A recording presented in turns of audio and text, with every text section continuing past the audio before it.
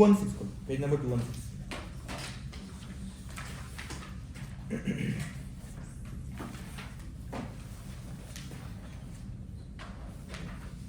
अच्छा, तो इसके बाद में जो मेरा क्लास है दो, एक तो शायद से ड्रग्स एफेक्टिंग कोएगुलेशन ऐसा कुछ है ना, देखो ऐसा कुछ है ना उसमें, और टाइटल क्या है क्लास का उसका?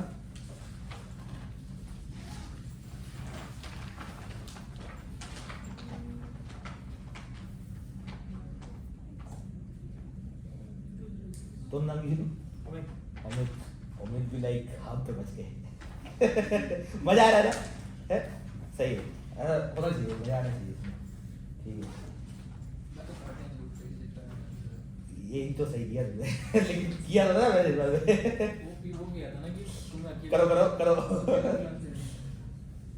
हाँ, तो क्या था टाइटल, क्या था? एक तो ये ना, ये ड्रग्स एफेक्टिंग कोएगुलेशन। हाँ, नहीं उसके बाद वाला?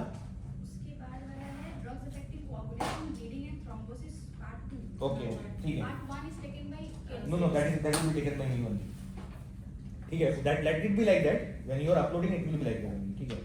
सो पहले हम स्टार्ट करेंगे drugs affecting coagulation and blood formation, ठीक है। इसके अंडर में ही we will also discuss about haematinics, क्योंकि हेमेटोनिक्स का मीनिंग क्या है। हेमेटोनिक्स जो सेकंड टॉपिक है वो इसका ही एक पार्ट है। हेमेटोनिक्स मतलब वो चीज जो क्या करता है, ब्लड सेल को प्रोड्यूस करता है, मतलब प्रोड्यूस करने में हेल्प करता है। तो ब्लड सेल में क्या क्या है? Blood cell in the sense red blood cells, red blood cells, ठीक है। अगर रेड ब्लड सेल्स का भी एक अलग से है, फिर डब्ल्यूबीसी का अलग से है, प्लेटलेट का अलग से है। तो रेड ब्लड सेल का अगर प्रोडक्शन बढ़ाना होता है तो रेड ब्लड सेल में क्या क्या चीज है, मतलब what are the constituents of red blood cell? Haemoglobin में क्या रहता है? आयरन। तो एक हेमेटोनिक्स क्या हो गया? आयरन, ठीक है। रेड ब्लड सेल का मैच्योरेशन होने के लिए कौन कौन सा चीज का जरूरत पड़ता है? Which vitamin? B12। तो ये हो गया एक और हेमेटोनिक। और एक विटामिन बताओ? फॉलिक एसिड, एक और हो गया, ठीक है। तो ये है, तो ये लेटर पार्ट में आएंगे। पहले क्या बोलते हैं हम लोग, ये फर्स्ट पार्ट 216 में जो है drugs affecting coagulation and bleeding, ठीक है। सो उसमें फर्स्ट क्या लिखा हुआ है, देखो, haemostatic agents. Haemostatic agents, word meaning को समझते हैं। वर्ड मीनिंग को समझेंगे तो क्या है, तो फिर क्या होगा, डेफिनेशन याद करने की जरूरत नहीं पड़ेगा। हीमोस्टैटिक, ठीक है। हीमो मतलब ब्लड, स्टैटिक मतलब समथिंग विच इज रुका हुआ है, ठीक है। तो ब्लड फ्लो को रोकेगा, मतलब हीमोस्टैसिस करेगा ताकि ब्लीडिंग ना हो, ठीक है। That is what they have written here. They arrest bleeding either by vasoconstriction और by promoting coagulation of blood, ठीक है। तो इसका मीनिंग क्या है, देखो, जब ब्लड फ्लो हो रहा है, ठीक है, अभी सोचो कुछ इंजरी हो गया अपने को, ठीक है, कहीं पे हाथ पे कट गया, पैर पे कट गया, कहीं पे, तो ब्लड ब्लीडिंग हो रहा है, ठीक है। इंजरी जब होता है, अगर तुम्हें याद हो स्टेप्स ऑफ कोएगुलेशन, वो हुआ है टॉपिक हो गया ना। सबसे पहले क्या होता है, उसके पहले वेसोकंस्ट्रिक्शन। क्यों वेसोकंस्ट्रिक्ट करेंगे तो क्या है, जो ब्लड पहले फ्लो हो रहा था बाहर में वो नहीं आएगा। नॉर्मल टेंडेंसी है ना, देखो जब क्या बोलते हो, कभी नोट करना, कभी क्या बोलते हैं, जो घर में ही देखो, कहीं पे हाथ कट गया, पैर कट गया, तो विल पुट क्लोथ वहां पे रखेंगे और उसको प्रेस करेंगे। क्या है, वो प्रेशर दे रहे हैं ताकि ब्लड बाहर ना निकले, पानी बाहर ना आए, ठीक है। तो सेम चीज is the vasoconstriction, blood vessel constrict हो जाएगा तो ब्लड बाहर नहीं आने वाला है। तो ये फर्स्ट। उसके बाद में जो तुम लोगों ने बोला है plate formation, that is plate thrombus formation, platelet plaque, ठीक है। तो promotion of coagulation of blood, that is blood clot form होगा। ब्लड क्लॉट फॉर्म होगा तो जहां पे इंजरी हुआ है ब्लड वेसल पे, दैट विल बी ब्लॉक्ड, ठीक है, तो ब्लड बाहर नहीं आएगा, ठीक है। तो ये हो गया हीमोस्टैटिक एजेंट का मीनिंग। अब आते हैं क्लासिफिकेशन ऑफ हीमोस्टैटिक एजेंट्स, ठीक है। तो इसमें देखो लोकली एक्टिंग एजेंट्स है और सिस्टमिक एजेंट्स है। लोकली एक्टिंग का मतलब क्या है, जो उस जगह पे एक्ट करेगा जहां पे तुम अप्लाई कर रहे हो उसको वहां पे एक्ट करेगा। सिस्टमिक मतलब क्या है, तुम इसे ओरली भी दे सकते हो, इंट्रावेनसली भी दे सकते हो, एनी पैरेंटल रूट, ठीक है। पैरेंटल रूट मतलब it can be intravenous, it can be intramuscular, oral is not parenteral. Enteral and parenteral. Parenteral मतलब anything which is apart from the enteral. Enteral means anything which is involving GIT. तो enteral roots क्या क्या हो सकते हैं? Sublingual, oral, then intramuscular is how is the GIT involved in intramuscular? No, that is parental. Apart from that, GIT का part ही नहीं बोल रहा है भाई, जीआईटी का पार्ट नहीं बोल रहा है, रूट ऑफ एडमिनिस्ट्रेशन। एक तो हो गया ओरल, एक हो गया सबलिंगुअल, ठीक है, और हाँ रेक्टल रूट, ठीक है। तो ये डिफरेंट टाइप ऑफ, मतलब जो जीआईटी के थ्रू, रेक्टल रूट कैसे होगा? जीआईटी का पार्ट है ना रेक्टम, देंगे कैसे? एज अ, बताओ कैसे देते हो? इंजेक्शन तो देना पड़ेगा। हाँ? इंजेक्शन तो देना पड़ेगा। हाँ एनिमा देते हैं, एनिमा देते हैं, सपोजिटरी देते हैं। देखो एक ये तुम नोट करो, जो क्या बोलते हैं, अगर किसी ने लेबर देखा हो या कहीं पे, मतलब देखा तो नहीं होगा, अगर जो if some mother is on labour, no normally people do evacuation of bowel before that, ठीक है, so that when the baby is getting delivered along with that faeces should not come out. तो तब क्या देते हैं? Enema देते हैं।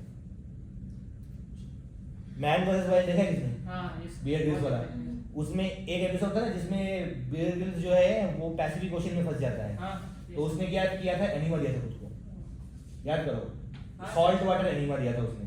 तो it is enema can be of different types, अब उसमें नहीं जाएंगे तो टॉपिक से डेविएट हो जाएगा। तो एनिमा भी एक type of enteral route of administration है, ठीक है। एनिमा बहुत टाइप के होते हैं, एक होता है रिटेंशन, एक होता है इवैक्यूएशन। इवैक्यूएशन मतलब अंदर का कंटेंट को बाहर निकालने के लिए, रिटेंशन मतलब वो अंदर जाएगा, वहां पे रहेगा। It is used for the management of diseases like where there is inflammation of GIT, like ये क्वेश्चन आ सकता है, ठीक है। अभी एग्जाम में प्रैक्टिकल है ना, प्रैक्टिकल में क्वेश्चन आ सकता है, रूट ऑफ एडमिनिस्ट्रेशन के ऊपर आ सकता है क्वेश्चन, नॉर्मली रहता है question route of administration. Enema देते हैं, रिटेंशन एनिमा, स्टेरॉइड, एक स्टेरॉइड का मैंने बताया, कॉर्टिकोस्टेरॉइड मैंने लिया था ना क्लास, उसमें मैंने बताया रिटेंशन एनिमा, कहीं पे याद करो। सब inflammatory bowel disease, Crohn's, ulcerative colitis, कुछ याद नहीं है, ठीक है, ठीक है, जो भी है। तो इन्फ्लेमेटरी बाउल डिजीज में दे सकते हैं। तो वो हो गया एंट्रल अपर पैरेंटल। अब इसमें डिस्कस करते हैं, ये है लोकल एजेंट्स और उसके बाद में सिस्टमिक एजेंट्स। तो सिस्टमिक एजेंट्स सब अलग अलग रूप से दे सकते हो, ओरल दे सकते हो, इंट्रामस्कुलर दे सकते हो, सबक्यूटेनियस दे सकते हो, इंट्रावीनस दे सकते हो, बहुत तरीके देने के लिए, ठीक है। लोकल एजेंट्स के साइड में लिखा हुआ है स्टिप्टिक्स, देखो ना, STYPTICS, ठीक है। तो स्टिप्टिक्स का मतलब क्या है? Styptics are substance that stop bleeding by contracting the tissues and blood vessels, ठीक है। मतलब वासोकंस्ट्रिक्शन करेगा, और अगर सोचो ये ब्लड वेसल है, ठीक है, ये ब्लड वेसल है, ठीक है, यहाँ पे कुछ टिश्यू है, यहाँ पे कुछ टिश्यू है, ठीक है। अगर ये टिश्यू कंट्रैक्ट हो जाए तो ब्लड वेसल क्या ऑटोमेटिकली कंप्रेस हो जाएगा, तो ब्लीडिंग होगा क्या उससे? नहीं होगा, ब्लीडिंग नहीं होगा, ठीक है। तो वो भी कर सकता है styptics. So styptics are a substance that stop bleeding by contracting the tissues and blood vessels, ठीक है। अब लोकल एजेंट्स में इंपॉर्टेंट कौन कौन सा, बहुत सारा है, लेकिन इंपॉर्टेंट जो है वो अंडरलाइन कर लो।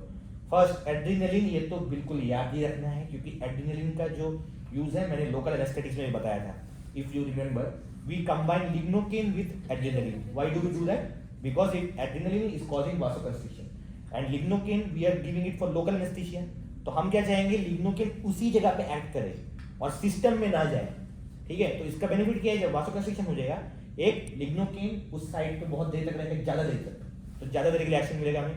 दूसरा, लिग्नोकेन सिस्टम में नहीं फैलेगा, सिस्टम में नहीं फैलेगा तो क्या नहीं होगा? सिस्टमिक साइड इफेक्ट्स होगा या नहीं होगा? नहीं होगा, ठीक है। तो एड्रेनलिन याद रखना।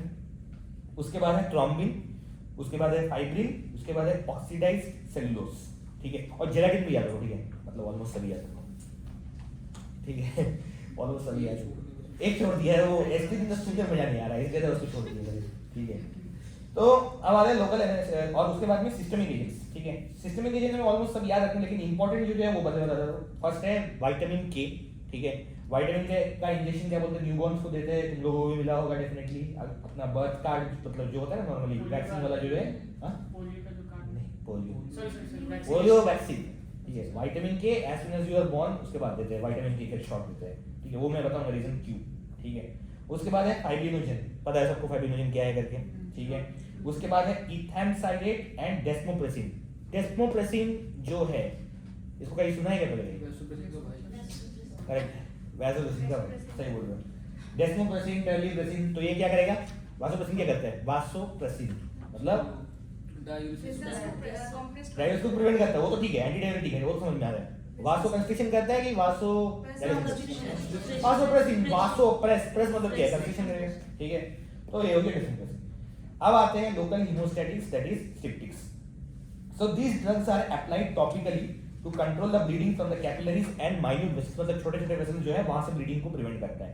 तो ये कहाँ पे हम यूज कर सकते हैं इसको, ठीक है, जब दांत रिमूव करते हैं, टूथ एक्सट्रैक्शन, ठीक है, तो तब क्या है, वहां पे ज्यादा बड़ा ब्लड वेसल तो है नहीं, छोटा मोटा ब्लड वेसल है, तो वहां पे लोकली इसको दे सकते हैं। जब छोटा कट हो जाए, जैसे क्या बोलते हैं साइमो को हुआ था जो छोटा सा कट, एब्रेशन, उसको बोलते हैं एब्रेशन, ठीक है, मतलब तुम्हारा वाला इज नॉट एक्चुअली एब्रेशन, तुम्हारा वाला लैसरेशन में आएगा, ठीक है, थोड़ा उससे एक लेवल ऊपर। एब्रेशन से मतलब कि जस्ट ऊपर का जो एपिथेलियम स्किन का जो है जस्ट पील ऑफ हो जाना बस खाली, ठीक है, ज्यादा नहीं, तो वहां पे भी ब्लीडिंग होता है, तो वहां पे भी तुम दोगे इसको लोकल इनोस्टेटिक्स, ठीक है। और एपिस्टेक्सिस, एपिस्टेक्सिस का मतलब क्या है नहीं पता होगा, नोज से ब्लीडिंग होना, that is called as epistaxis, ठीक है, ब्लीडिंग थ्रू नोस्ट्रिल्स, एपिस्टेक्सिस, ठीक है। एपिस्टेक्सिस एक कंडीशन में होता है जिसका तुम लोगों का क्लास हो चुका है, रैश हो गया ना तुम लोगों का, एसी इनहिबिटर हो गया है, एआरबी हो गया है, लेवेटिनोल हो गया है, अल्फा प्लस बीटा ब्लॉकर हो गया ना, तो एपिस्टेक्सिस किस में होता है, कौन से कंडीशन में हो सकता है, ऐसा एक कंडीशन बताओ जहां पे एपिस्टेक्सिस हो सकता है। मैंने तो क्लू तो दे ही दिया है, सारे ये सारे ड्रग्स कहां पे यूज हो सकते हैं, हाइपरटेंसिव, आगे एक वर्ड है ना, हाँ मैंने कल ही पढ़ा है चैप्टर। हाइपरटेंशन का सबसे हाई लेवल कौन सा है, जो मैलिग्नेंट हाइपरटेंशन ग्रुप में आता है, जो जिसमें बीपी हो जाता है 220 110 के अबव, उसके बाद में एंड ऑर्गन डैमेज भी हो जाता है उसमें,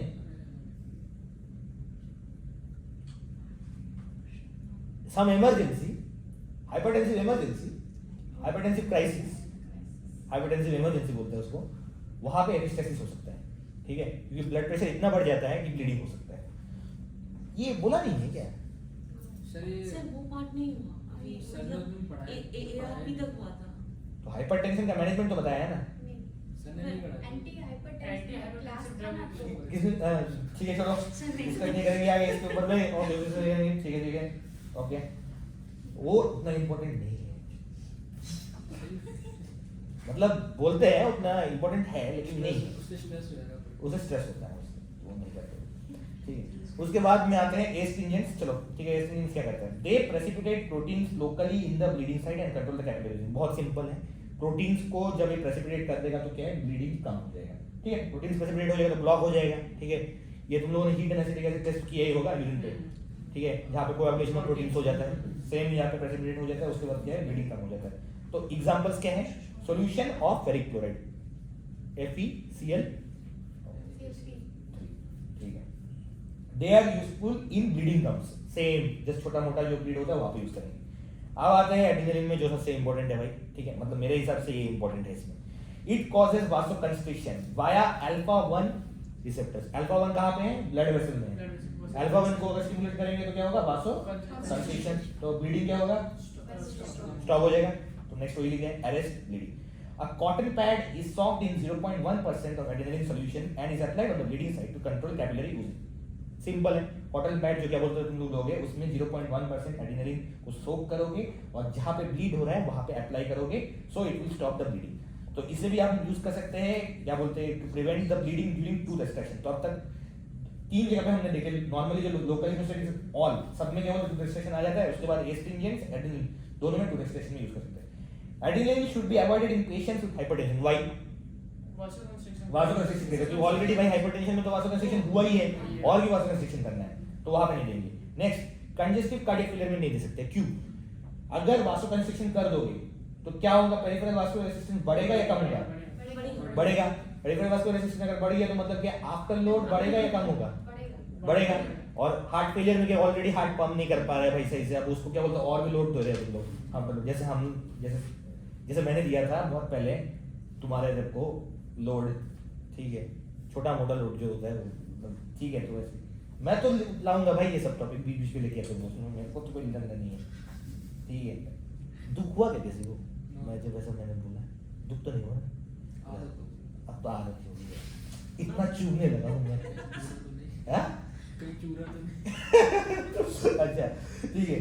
तो एड्रेनलिन को वहां पे अवॉइड करेंगे। नेक्स्ट, एरिथमियास में अवॉइड करेंगे, क्योंकि एड्रेनलिन क्या है, बीटा 1 रिसेप्टर एगोनिस्ट भी है, ठीक है। एरिथमिया में already heart is having irregular rate, ठीक है, बीट हो रहा है रेगुलरली, तो और हमको स्टिमुलेट नहीं करना है हार्ट को वहाँ पे। नेक्स्ट इस्केमिक हार्ट डिजीज में भी करेंगे, क्योंकि क्या बोलते हैं, it will decrease the blood flow to the heart, coronary artery का वास्कुलराइजेशन करके, ठीक है।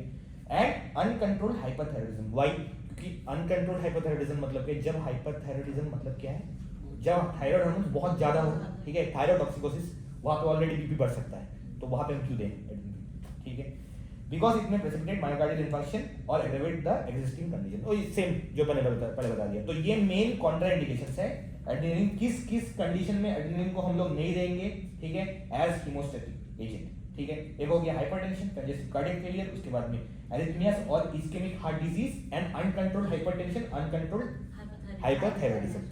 अब एक और चीज, अगर तुमको याद हो, ये शायद मैंने एक बार डायग्राम से समझाया था, यहाँ पे नहीं है अभी, ठीक है।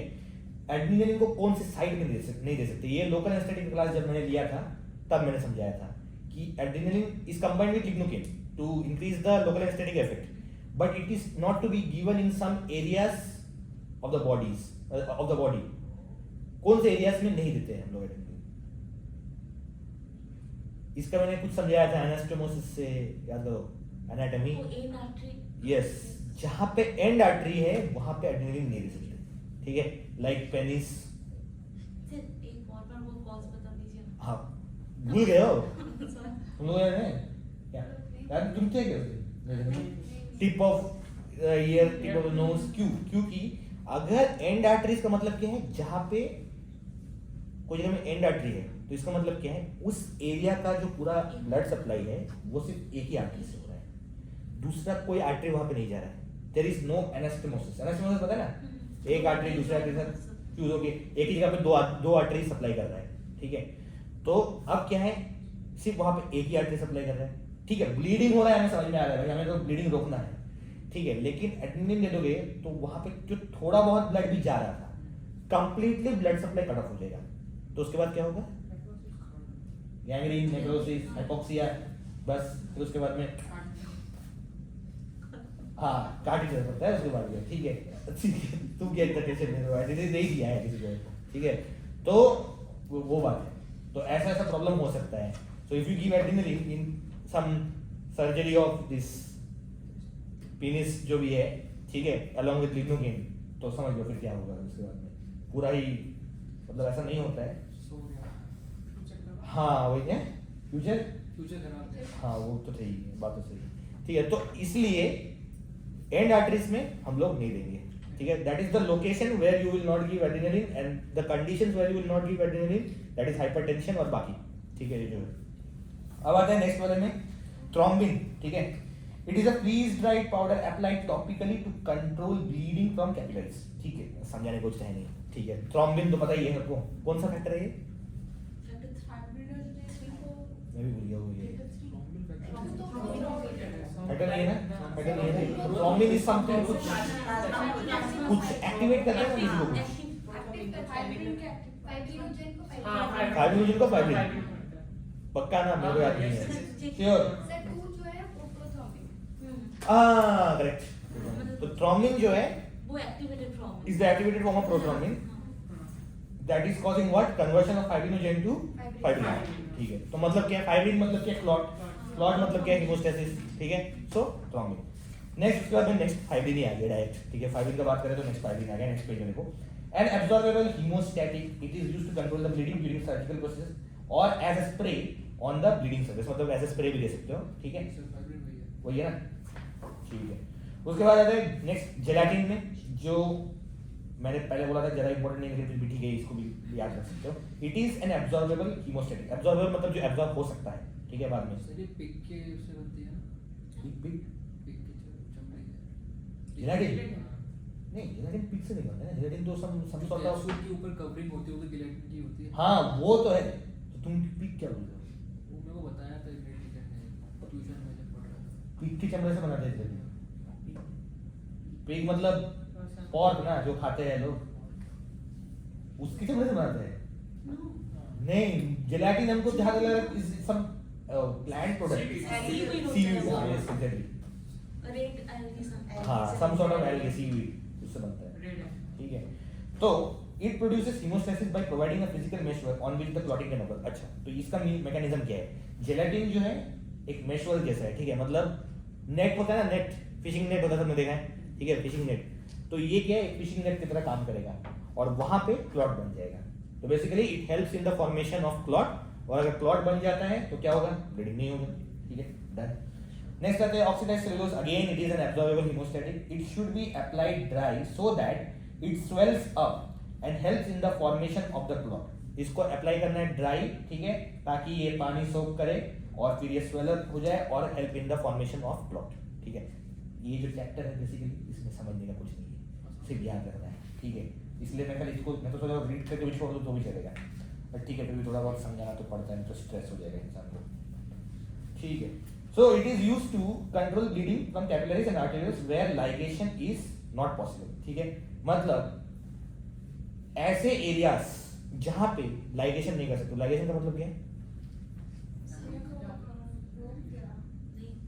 सर्जरी देखा है, और नो तो ओटीटी नहीं है ना, लाइगेट करते हैं ना, जो ब्लड वेसल को लाइगेट कर देते हैं, हाँ, टाइप ऑफ स्टिचिंग बोलते हैं, मतलब याद तो उसको, हाँ, रोक देना, हाँ, जहाँ पे तुम क्या बोलते हैं, नॉट बांध के ब्लड फ्लो को नहीं रोक सकते, तो वहां पे इसको यूज करो, ठीक है। Ligation, there can be different types of ligation. Ligation एक तो ये क्या बोलते हैं, तुम रस्सी से जो सूचर मटेरियल जो तुमने बोला है उससे क्या बोलते हैं, मोड़ के you can stop that blood flow, और else you can do coagulation of proteins, जो ये सबसे पहले मैंने बताया था ना, astringents, heat based coagulation, current based coagulation, cautery, जो देखोगे नॉर्मली अगर तुम लोग ओटी में कभी पोस्टिंग हुआ तुम लोग का, तो वहां पर ना ब्लड फ्लो जब होता है ना, सर्जन क्या करता है, एक हाथ में एक मोनोपोलर कॉटरी होता है या बाइपोलर कॉटरी होता है, उसको वहां पे लगाएगा, ठीक है, पैर से पैड दबाएगा, नीचे जो पैड रहता है उसको दबाएगा।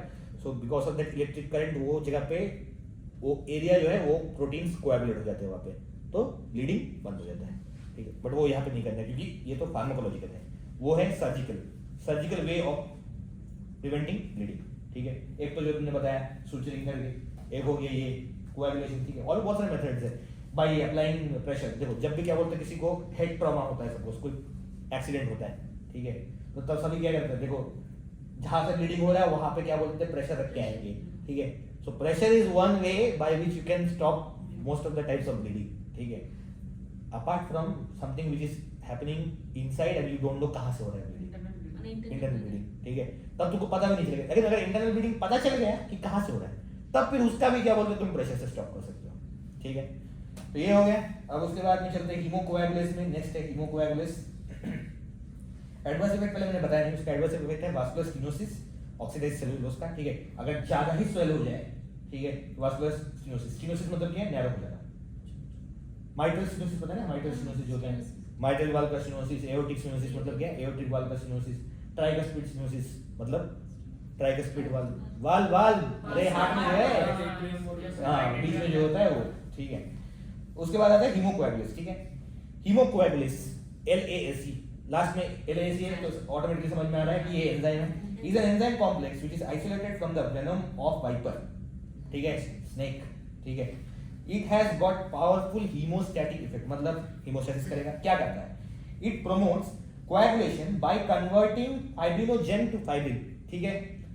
जो हमने जो क्या बोलते हैं हमारा कोएगुलेशन पाथवे है, उसमें क्या है, फाइब्रिनोजेन टू फाइब्रिन जो बनता है वो ये कर देगा, तो फाइब्रिन बन जाएगा, तो मतलब क्या है, फाइब्रिन इज अ क्लॉट, तो ब्लीडिंग कम, ठीक है। It can also shorten bleeding and clotting time and thereby reduce the blood loss. Bleeding time and clotting time दोनों। ब्लीडिंग टाइम मतलब कितनी देर ब्लड फ्लो हो रहा है, that is called as BT, और CT है क्लॉटिंग टाइम, मतलब ब्लड फ्लो तो बंद हो चुका है लेकिन क्लॉट होने में कितना टाइम लग रहा है वो, ठीक है। तो कौन से ज्यादा होगा, ब्लीडिंग टाइम या क्लॉटिंग टाइम? इसमें नहीं, normally clotting time, obviously clotting time. Bleeding तो पहले बंद हो जाता है, वासोकंस्ट्रिक्शन तो बंद हो जाएगा, लेकिन क्लॉट तो बनने के लिए टाइम लगता है ना, ठीक है। तो ये ब्लीडिंग टाइम, क्लॉटिंग टाइम हम लोग देखते हैं, ठीक है। उसके बाद में हम लोग प्रोथ्रोम्बिन टाइम भी देखते हैं, activated partial thromboplastin, activated partial thromboplastin time भी देखते हैं, that is APTT, PT and PT INR भी है।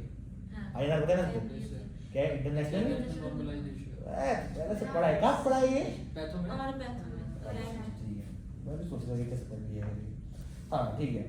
So it is available for topical, intravenous, intramuscular and subcutaneous administration, ठीक है। हर तरीके से इसको दे सकते हैं, पैरेंटल हर रूट से दे सकते हैं, ठीक है। उसके बाद आते हैं सिस्टमिक एजेंट्स, अब अभी तक हमने क्या किया कवर किया है, लोकल एजेंट्स हमने कवर कर लिए, अब है सिस्टमिक एजेंट्स। ठीक है, जिसको क्या बोलते हैं जल्दी घर जाना है निकल सकते हो, कोई प्रॉब्लम नहीं है सर। ठीक है, मैं इसलिए कवर कर रहा हूँ क्योंकि मुझे पता नहीं है तुम लोगों का सिलेबस कितने तक है। तुम लोगों को पता है कितने तक है? कितने तक है? ANS, CNS, हाँ। and then सर रितम ये किसने बोला है? रितम पता नहीं कहाँ से। सर दीपक सर में मैथ ही सामने। अच्छा, मैम ने बोल दिया है। हाँ। सर नहीं आप पढ़ाए फिर से कुछ हो जाएगा। मेरे को नहीं पता है भाई, मेरे को नहीं पता है, इसलिए मैं बोल रहा हूँ फिर से क्योंकि कुछ होगा। लास्ट में क्या बोलते हैं, हाँ, मैम ने- क्योंकि मैम मैम ने बोल दिया है। मैथ ही सर। मैंने प्रैक्टिकल कुछ बोला, प्रैक्टिकल हो गए। हाँ। अच्छा फिर क्या छोड़ दिया? मार्च से होगा। पढ़ाने को टॉपिक तो फिर भी छोड़ वही। लाइक हाँ सर ठीक लगता हाँ है। ठीक है ना, ये टॉपिक खत्म कर दो, इसलिए तो शुरू तो हो ही गया। ठीक है, ये कवर हो जाने से फायदा क्या है मालूम है? CPS होगा। नहीं इसमें कवर होने से फायदा क्या है मैं वही बता रहा हूँ। इसमें क्या है, एड्रेनलिन है। ठीक है, इसमें फार्माकोकाइनेटिक्स वाला क्या बोलते हैं पार्ट है जो तुम लोगों का जनरल में आता है।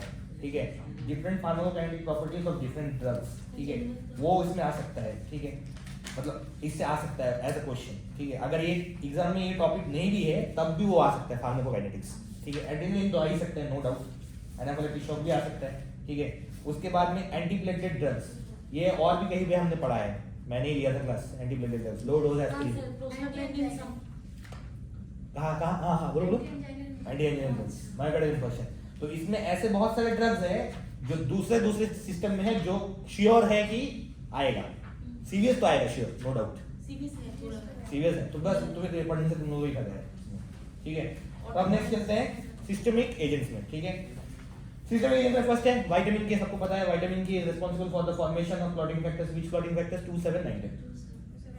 ठीक है, ये ऐसी याद रहना चाहिए एकदम पूरा, कभी भी कोई तुमको पूछे कि विटामिन के is responsible for formation of which of the clotting factors. ठीक है, विटामिन के is a fat soluble vitamin. ठीक है, और फैट सोल्यूबल विटामिन क्या है? ADE के। ठीक है, it exist in different forms. ठीक है, अलग अलग फॉर्म्स में एग्जिस्ट करता है vitamin K1, K2, K3 and it is necessary for the synthesis of clotting factors, जो मैंने ऑलरेडी बता दिया, 2, 7, 9, 10। ठीक है, मासूम ओके। ठीक है, समझ आ रहा है, नहीं आ रहा है, नींद आ रहा है, सोना है, जाना है, हगना है, मूतना है, मतलब कुछ भी करना है नहीं? ठीक है, तो फिर हाँ क्लॉटिंग फैक्टर्स 2, 7, 9, 10। ठीक है, तो उसके बाद में हम आएंगे डेफिशिएंसी में। विटामिन के का डेफिशिएंसी। ठीक है, विटामिन के डेफिशिएंसी में occur due to inadequate absorption. ठीक है, विटामिन के क्या है? एक फैट सोल्यूबल विटामिन है। फैट सोल्यूबल विटामिन्स को एब्जॉर्ब करना है तो हमें क्या है? बाइल का रिक्वायरमेंट होता है। ठीक है, वाई बाइल Nasal formation नहीं होगा नहीं तो। क्या करता है वो? बाइल क्या करता है? Nasal formation। एग्जैक्टली क्या करता है? सर nasal formation में help करता है। Mrs formation, direct Mrs formation, इतना दूर तक क्यों जा? सिंपल वाला बता रहा भाई। यस ठीक है, वो करता है। तो अगर वो नहीं होगा तो क्या बोलते हैं, विटामिन के कैसे एब्जॉर्ब कैसे होगा? ठीक है, तो वो एक कंडीशन है। Next loss of vitamin. अभी जो विटामिन मिल रहा है पेशेंट को, मतलब जो डाइटरी इनटेक है, लेकिन पेशेंट को डायरिया है तो क्या है? विटामिन लॉस भी हो रहा है। ठीक है, ये हो गया। So in vitamin K deficiency there is an increase tendency to bleed in the form of, जो ब्लीडिंग होता है वो कुछ भी तरीके से हो सकता है। पहला एपिस्टैक्सिस, मतलब नोज ब्लीडिंग। नेक्स्ट हेमेटूरिया, समझने का नहीं है, हेमेटूरिया को स्प्लिट करो, समझ में आ जाएगा इसका मीनिंग क्या है। हेमेटूरिया ब्लड, यूरिन में ब्लड का यस हेमेटूरिया यूरिन। ठीक है, यूरिया मतलब यूरिन, ये मतलब ठीक है, लीडिंग टू यूरिनेशन। ठीक है, एकदम कुछ भी याद नहीं जरूरत नहीं है, खाली टर्म को स्प्लिट करना जरूरी है। प्रोटीन यूरिन का मतलब क्या? Protein urine. एल्बुमिन का मतलब क्या है? तो क्या है? हीमोस्टैसिस का मतलब क्या है? हीमस्टैसिस।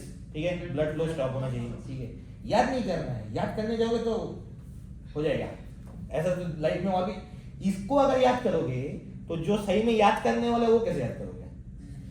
जैसे डोज है, उसमें क्या समझोगे? उसको तो याद ही करना है।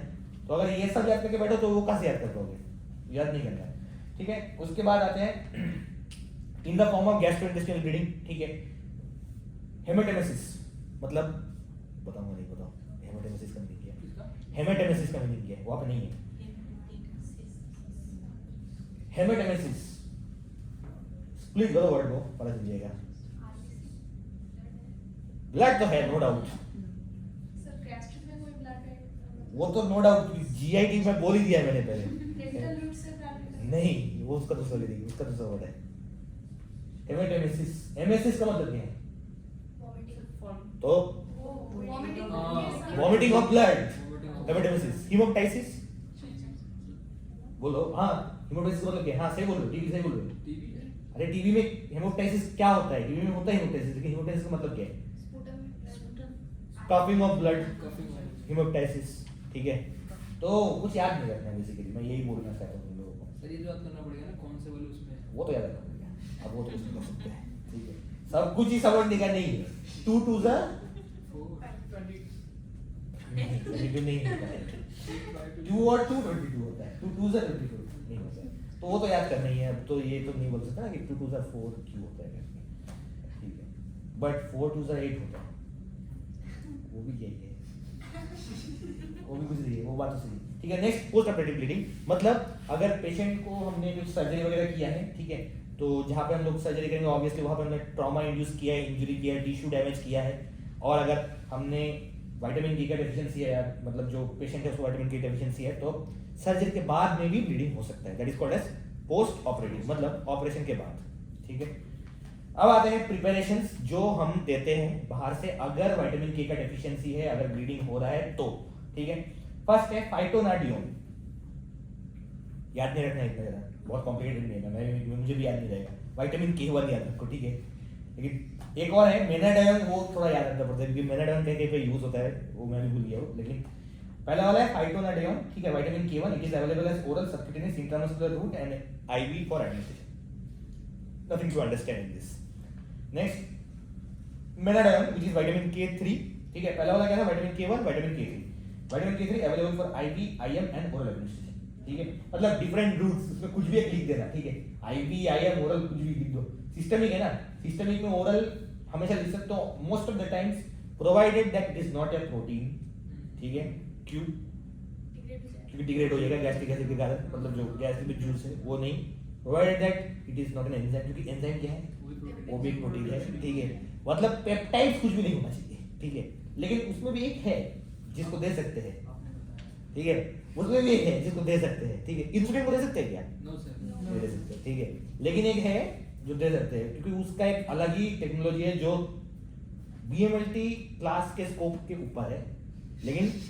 बीएमएलटी क्लास के वो क्या बोलते हैं एमबीबीएस क्लास के स्कोप के भी ऊपर है वो ठीक है वो जरूरी नहीं है वो मुझे भी पता चला बहुत बार ठीक है अभी पता चला कुछ दिन पहले ठीक है वो है सीमाग्लूटाइड ठीक है सीमाग्लूटाइड टाइड मतलब क्या है it is a protein basically लेकिन इसको ओरली दे सकते हैं ठीक है एकदम रेवोल्यूशनरी चीज है ये अगर कहीं मतलब जब तुम लोग ओबेसिटी का मैनेज ओबेसिटी जब आएगा ना एंडोक्राइन डिसऑर्डर्स ठीक है उसमें ओबेसिटी डायबिटीज मेलिटस ऐसा है कुशिंग सिंड्रोम में सब दिखाएगा उसमें सीमाग्लूटाइड कभी ना कभी आएगा उसमें तो सीमाग्लूटाइड का अगर वो आ गया तो उसका एक क्वेश्चन तो आएगा डेफिनेटली सीमाग्लूटाइड का क्यों इस साल नहीं आ सकता है मैं बोल रहा हूँ मतलब सीमाग्लूटाइड आ चुका है बहुत पहले लेकिन उसका क्वेश्चन आ सकता है it's a very what is that good drug ना कि भाई एक तो पेप्टाइड है ऊपर से इसको ओरल भी दे सकते हो ठीक है क्योंकि उसमें होता है स्नैक टेक्नोलॉजी जिसका फुल फॉर्म मैं भी बोल चुका हूँ स्नैक्स स्नैक्स वैसे ही याद रखो तो मैं वैसे ही याद रखता हूँ स्नैक्स ठीक है S for semaglutide S for snack technology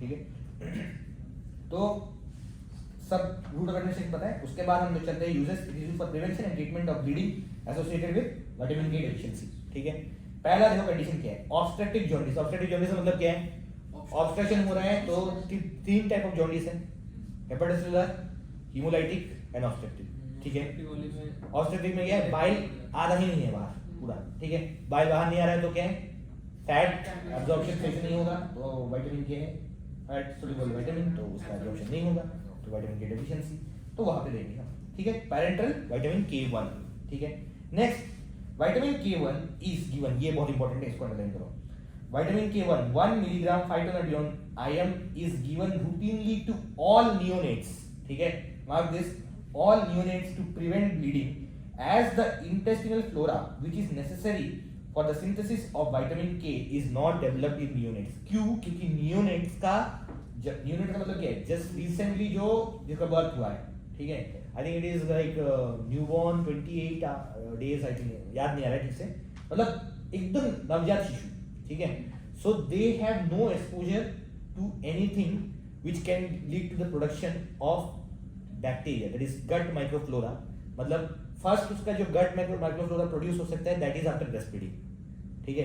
उसके पहले तो उसने कुछ खाया ही नहीं है ना, ठीक है। मतलब हाँ, अंदर में जब रहता है as in the womb it gets the nutrition through this amniotic fluid and all those things, that is there. But apart from that there is no other way कि उसमें कोई इन्फेक्शन जा सके, ठीक है, मतलब गट के अंदर में। तो अगर इन्फेक्शन जाएगा तो गट में क्या एक माइक्रोफ्लोरा होता है which is responsible for this vitamin के का अब्जॉर्प्शन। तो अगर वो नहीं है तो विटामिन के नहीं हो सकता है, ठीक है। इसलिए हमें हर यूनिट को विटामिन के का शॉट देना है, शॉट मतलब इंजेक्शन, ठीक है। Every as soon as the baby is being delivered birth होता है विटामिन के का क्या बोलते शॉट लग जाता है हर बेबी को। तुमको भी लगा, हमको भी लगा, सबको लगा है, ठीक है। हाँ, हमारे पेरेंट्स और उनके पेरेंट्स के एज टाइम पे शायद से नहीं होता होगा, बट अब तो ये रूटीन है, ठीक है, करना ही है ये, ठीक है। तो ये हो गया, ये सबसे इंपॉर्टेंट यूज है विटामिन के का, ये तो लिखना ही है कहीं पे भी, ठीक है, अगर विटामिन के का क्वेश्चन हो। उसके बाद है to control bleeding due to oral anticoagulant therapy. मतलब जब कोई कंडीशन है जहां पे कोएगुलेशन ज्यादा हो रहा है, जैसे हीमोफीलिया में कोएगुलेशन ज्यादा हो रहा है, नहीं तो कम होगा उसमें। थ्रोम्बो साइटो नहीं, थ्रोम्बोसाइटोसिस तो मतलब कब है, thrombocytosis, thrombosis, deep vein thrombosis सुना है, deep vein thrombosis. Pulmonary embolism सुना है, पल्मोनरी एम्बोलिज्म। एम्बोलिज्म का मतलब क्या है, एक जगह पे थ्रोम्बस होता है वहां से होके कोई दूसरी जगह पे जाके वो ऑब्स्ट्रक्ट कर देता है, that is called as embolism. तो वहां पे उन सब कंडीशंस में हम क्या करते हैं, एंटीकोएगुलेंट देते हैं, ठीक है। एंटीकोएगुलेंट मतलब क्या, ब्लीडिंग कराएगा, ठीक है, क्योंकि वहां पे तो क्लॉटिंग ज्यादा हो रहा है ना, हमें तो क्लॉटिंग कम करना है। एंटीकोएगुलेंट का मतलब कोएगुलेशन का मतलब उसका अगेंस्ट, ठीक है। तो जब हम एंटीकोएगुलेंट दे रहे हैं तो जैसे इंसुलिन का याद करो, मैंने बताया था, जब इंसुलिन ज्यादा दे देते हो तो क्या हो जाता है, शुगर जितना कम होना चाहिए उससे ज्यादा कम हो जाता है। सिमिलरली अगर एंटीकोएगुलेंट ज्यादा दे दिए तो जितना ब्लीडिंग होना चाहिए उससे ज्यादा ब्लीडिंग हो जाएगा। तो वो ब्लीडिंग को प्रिवेंट करने के लिए क्या करेंगे, विटामिन के, ठीक है। मतलब it is an extension of its effect, that anticoagulant का इफेक्ट। तो उसके अगेंस्ट में हम लोग दे रहे हैं विटामिन के। अपन you are feeling sleepy, you are listening ना, सुन रहे हो, दिमाग में जा रहा है, नींद आ रहा है, नहीं सर, मुझे भी आ रहा है थोड़ा, लेकिन पता नहीं क्यों।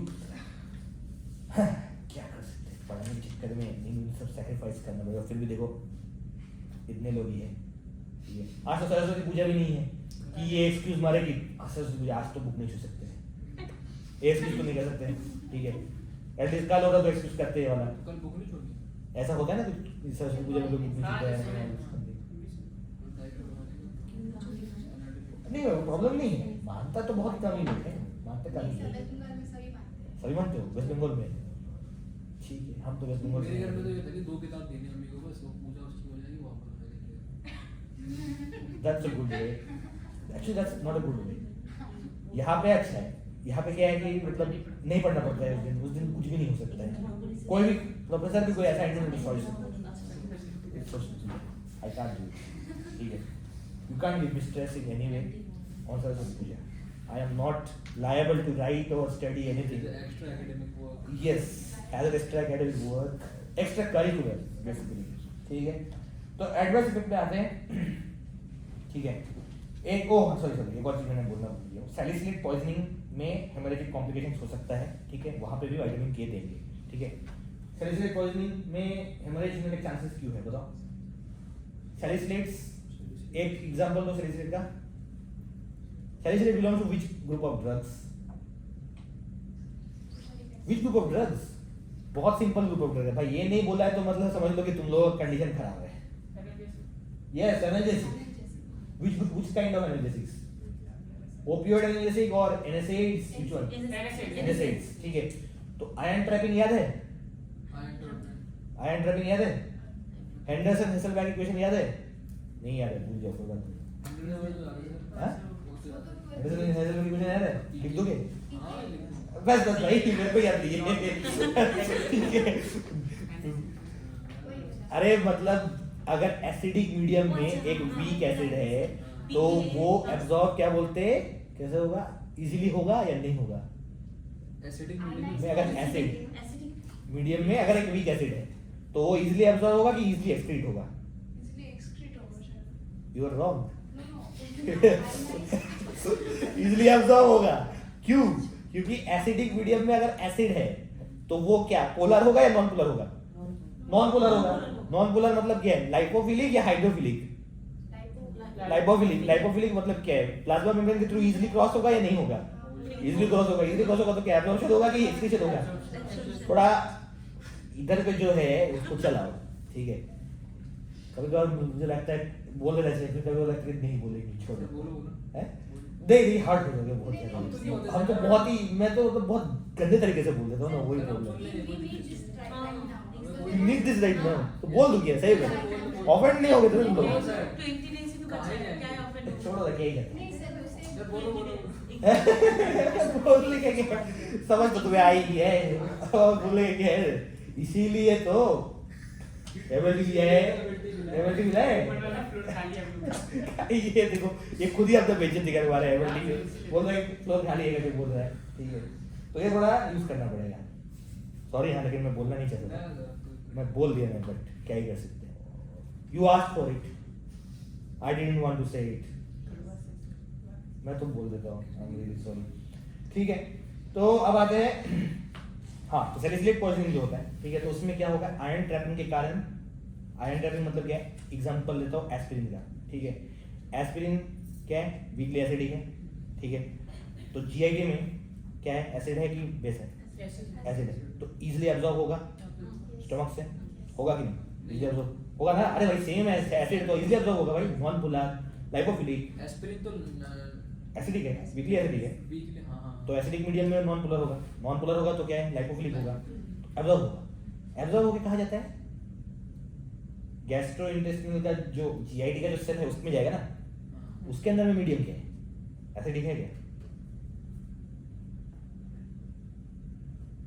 नहीं है. तो वहां क्या होगा? ये जाके आयनाइज हो जाएगा. ठीक है. तो अब प्रॉब्लम क्या है? यहां से तो एब्जॉर्ब होके सेल में चले गया है. ठीक है. जो स्टमक का जो लाइनिंग है उसमें एब्जॉर्ब हो चुका है. ठीक है. अब वहां पे अब ये क्या है? नॉन पोलर से फिर से पोलर बन चुके हैं क्योंकि वहां में एसिडिक मीडियम नहीं है. तो अब वहां पे क्या है? नॉन पोलर बन जाएगा. नॉन सॉरी पोलर बन जाएगा. आयनाइज हो जाएगा. तो मतलब कि वहां से आगे क्रॉस हो पाएगा क्या? ना. आगे ब्लड में जा पाएगा वहां से सही से इजी तरीके से जा सकेगा नहीं. तो वहां पे ट्रैप हो जाएगा. That is called as ion trapping. और इसी के कारण ये जो एस्पिरिन वगैरह है उसमें क्या बोलते हैं? जीआई कॉम्प्लिकेशंस होता है. That is gastrointestinal. क्यों? क्योंकि वो जो कवरिंग है जीआईडी का उसमें अगर ये ड्रग फंसा हुआ है तो वो क्या बोलते हैं? वो आसपास के टिश्यू को तो डैमेज करेगा भाई. तो डैमेज करेगा तो ब्लीडिंग होगा. ठीक है. तो ब्लीडिंग होगा उसको प्रिवेंट करना है. उसके लिए देंगे विटामिन डी. ठीक है. तो बेसिकली समझने में कुछ था ही नहीं. इतना ही था. ये बेसिकली समझने के ही था. समझने के ही था लेकिन थोड़ा वो दूर से सोचना पड़ेगा. थोड़ा पीछे से. ठीक है. पीछे से. हाँ थैंक यू समझ रहा है. ठीक है. अरे ये लोग यही बोल रहे हैं. बाकी लोग भी बोल रहे हैं. Nicely explain sir thank you. याद रहेगा नहीं? अब तो तुम्हें रात को सोने के टाइम पे कोई उठा दे. सोने दे दो. सुबह होने ना दे. वो लाइए रात को सोने ना दे. बस ठीक है. समझ रहे. ठीक है. एडवर्स इफेक्ट पे चलते हैं. ठीक है. ओरल विटामिन के इज सेफ यूजुअली. प्रॉब्लम नहीं है. इंट्रावेनस इंजेक्शन जब देंगे तो ये क्या कर सकता है? Anaphylactoid reaction. ठीक है. मतलब type of reaction which is very similar to anaphylaxis. अब डिफरेंस में नहीं जाते क्योंकि एनाफिलैक्टोइड और एनाफिलैक्सिस का difference it will be covered in microbiology. मेरा काम नहीं है वो. ठीक है. ओ इस साल नहीं है हमारा. सेकंड ईयर ठीक है. एनाफिलैक्टोइड रिएक्शन समझ के रखो. एलर्जिक रिएक्शन समझ के रखो बस. ठीक है. उसके बाद में मेनाडोइन जो है जो विटामिन K3 है वो हीमोलाइसिस भी कर सकता है. ठीक है. हीमोलाइसिस मतलब ठीक है. तो आरबीसी ब्रेकडाउन होगा. आरबीसी ब्रेकडाउन होगा तो क्या जरा प्रोड्यूस होगा? बिलिरुबिन. तो नेक्स्ट वाला क्या है? हाइपर बिलिरुबिनीमिया. ठीक है. उसके बाद नेक्स्ट वाला क्या है? ओ क्यों? क्योंकि बिलिरुबिन का एक्यूमुलेशन हो रहा है सब जगह पे इसलिए कर्निट्रस. ब्रेन में अगर हो गया accumulation that is called as kernicterus. तो ये तीनों एक ही चीज के साथ रिलेटेड है बेसिकली. हीमोलाइसिस हो रहा है मतलब रेड ब्लड सेल ज्यादा डिस्ट्रॉय हो रहे हैं. रेड ब्लड सेल ज्यादा डिस्ट्रॉय हो रहे हैं तो मतलब बिलिरुबिन ज्यादा बन रहा है. बिलिरुबिन ज्यादा बन रहा है इसलिए हाइपर बिलिरुबिनिया. तो बिलिरुबिन कहीं पे तो जाके डिपॉजिट होगा ना बॉडी में. कहीं ना कहीं पे तो जाएगा. तो ये जाता है ब्रेन में. ब्रेन में जाके जब डिपॉजिट होता है उसको बोलते हैं कर्निट्रस. ठीक है. कर्निट्रस का एक्चुअल डेफिनेशन क्या है? गूगल करके देखो. उसका एक्चुअल एक डेफिनेशन भी है. Kernicterus is seen in case of neonatal jaundice, I guess, as far as I remember. ठीक से याद नहीं है मेरे को. Icterus तो सबको पता है ना. Icterus पता है ना सबको. Icterus, ICTERUS है? Icterus. हाँ. अरे वो होता है ना pickles. Bilirubin in their blood, which Pickles, damages achar. the brain. हाँ? In the? Blood side, blood damage Occurs that when shows a central newborn nervous system. has high levels of bilirubin हाँ. In the blood. in their blood, which damage damage the the brain or brain. central nervous system. याद है यार मेरे को इसका मतलब. ठीक है, बस सही बोला इसका मतलब. नियोनेटल जॉन्डिस में होता है. देखा मैंने बोला नियोनेट में बोला है. ब्रेन में डिपॉजिट. सही है. Jaundice and सॉर्टेड है आपका. याद है इसका मतलब. Hospital. तो इक्ट्रस का मतलब क्या है? इक्ट्रस लोग पता नहीं है क्या? पिकल्स जो होता है pickles, pallor icterus, clubbing cyanosis, lymphadenopathy, oedema, skin hair and nails within normal limits. No. Okay. इसीलिए था मैं. हैं? बस. दे इसलिए आप देख बोलेंगे वो सब चीज कि नहीं है क्या उन लोगों का? अभी नहीं पढ़ा. अभी शायद आगे हो. फिजियो हुआ है ना? Physio. फिजियो में तो होता है. फिजियो तो वहाँ तक नहीं पहुँचा. जनरल एग्जामिनेशन हुआ है फिजियो में. नहीं. जनरल एग्जामिनेशन आ जाएगा. पैलर ब्लड है कि नहीं देखने के लिए. इक्ट्रस No, no, sir. जॉन्डिस है कि नहीं. Clubbing, cyanosis bluish colour, lymphadenopathy मतलब लिम्फ नोड स्वेलिंग हो जाना, एडिमा पता है सबको, और स्किन हेयर एंड नेल्स का कंडीशन. ठीक है. कोयला नेक के कहाँ पे होता है? कोयलो नहीं किया. हाँ, स्पून शेप नेल्स. ये तो 11 12 का टॉपिक. कहाँ पे होता है? Spoon shape nails. नाखून ऐसा हो जाएगा स्पून के जैसा. बोल दे ऐसे आयरन डेफिशिएंसी एनीमिया. ये तो आयरन डेफिशिएंसी पता होना चाहिए भाई. ये तो नहीं होता है. ठीक है छोड़ो. ठीक है इट्स ओके. नेक्स्ट आते हैं फाइब्रिनोजेन पे. ठीक है. तो पहला विटामिन के हो गया अपना. उसके बाद आते हैं फाइब्रिनोजेन में. It is used to control bleeding associated with hypofibrinogenemia and is infused intravenously. As simple as that. Hypofibrinogenemia मतलब hypo फाइब्रिनोजेन जब कम होता है बॉडी में तब. ठीक है. धीरज तुमको अच्छा पढ़ने वाला हो, तुमने उसमें नो क्यों लिखा? मेरे को तो यही समझ नहीं आया. तुमको कभी मैं एक्सपेक्ट ही नहीं किया था. इसको तो मैं एक्सपेक्ट किया था ये करेगा, क्योंकि ऐसे टाइम पे भी ये बोलता है सर जल्दी छोड़ दीजिए मेरे को मुतने जाना है, हगने जाना है. इसका तो है हर दिन का ड्रामा नॉटेंटली. सर हुआ क्या था ना, वो नहीं आने वाला था लेकिन हमको पता था हम आने वाले हैं. फिर हाँ. भी ऐसे हम लिख दिए कि देखते वो आते हैं. मजाक करते लग गया तुम्हारा मजाक में. ठीक है. तो ऐसा नहीं करते हैं ऐसा. हाँ सर, मासूम actually called me. That he is coming. मतलब yeah, he's coming. He is coming. But you also wrote. Group में क्यों लिखा? ग्रुप में क्यों किया? ये लोग क्यों किया है? तो ऐसा मैसेज नहीं करते सर, हम हाँ? मैसेज नहीं करते ग्रुप में. गलती से थोड़ा सा मजे लेके गए थे दूसरा क्या, लेकिन खुद का ही हो गया जो. सीन हो गया सर. ठीक है कोई बात नहीं. इससे रियलाइज होगा कि दूसरों का मजा नहीं लेना होता है. ये लेना होता है provided that you are at that power. वो लेवल पे हो जहाँ पे तुम जिसका मजा ले रहे हो वो तुम्हारा कुछ उखाड़ ना सके. जैसे मैं लेता हूँ तुम्हारा. ठीक है. क्योंकि तुम मेरा कुछ उखाड़ नहीं सकते हो. उखाड़ सकते हो, कंप्लेन कर सकते हो मेरे No लिए. sir. दिस गाइस बहुत गंदा आदमी है. गंदे नाली का कीड़ा है ये. ठीक है. हैं? क्या? आप भूल गए. तो क्या भाई देखा नहीं है ना तुझे? वो कैटेगरी होता था. समझ रहे हो? नहीं समझ रहे नहीं तुम? समझेगा. My first teacher. ओ बस साहिबा समझ में आ गया. ठीक है. ये समझ गई है. ठीक है. अलग से रसी समझ रहे हो? समझ रहे हो ना? तुम नहीं समझ रहे हो? मैं समझा दूंगा. समझ रहे हो ना? समझ चुके हो. तुम समझ रहे हो? नहीं मत समझो. अच्छा तुम मासूम ही हो. नहीं समझ रहे हो. ठीक है. अब आते हैं anti haemophilic factor. It contains coagulation factor 8. ठीक है.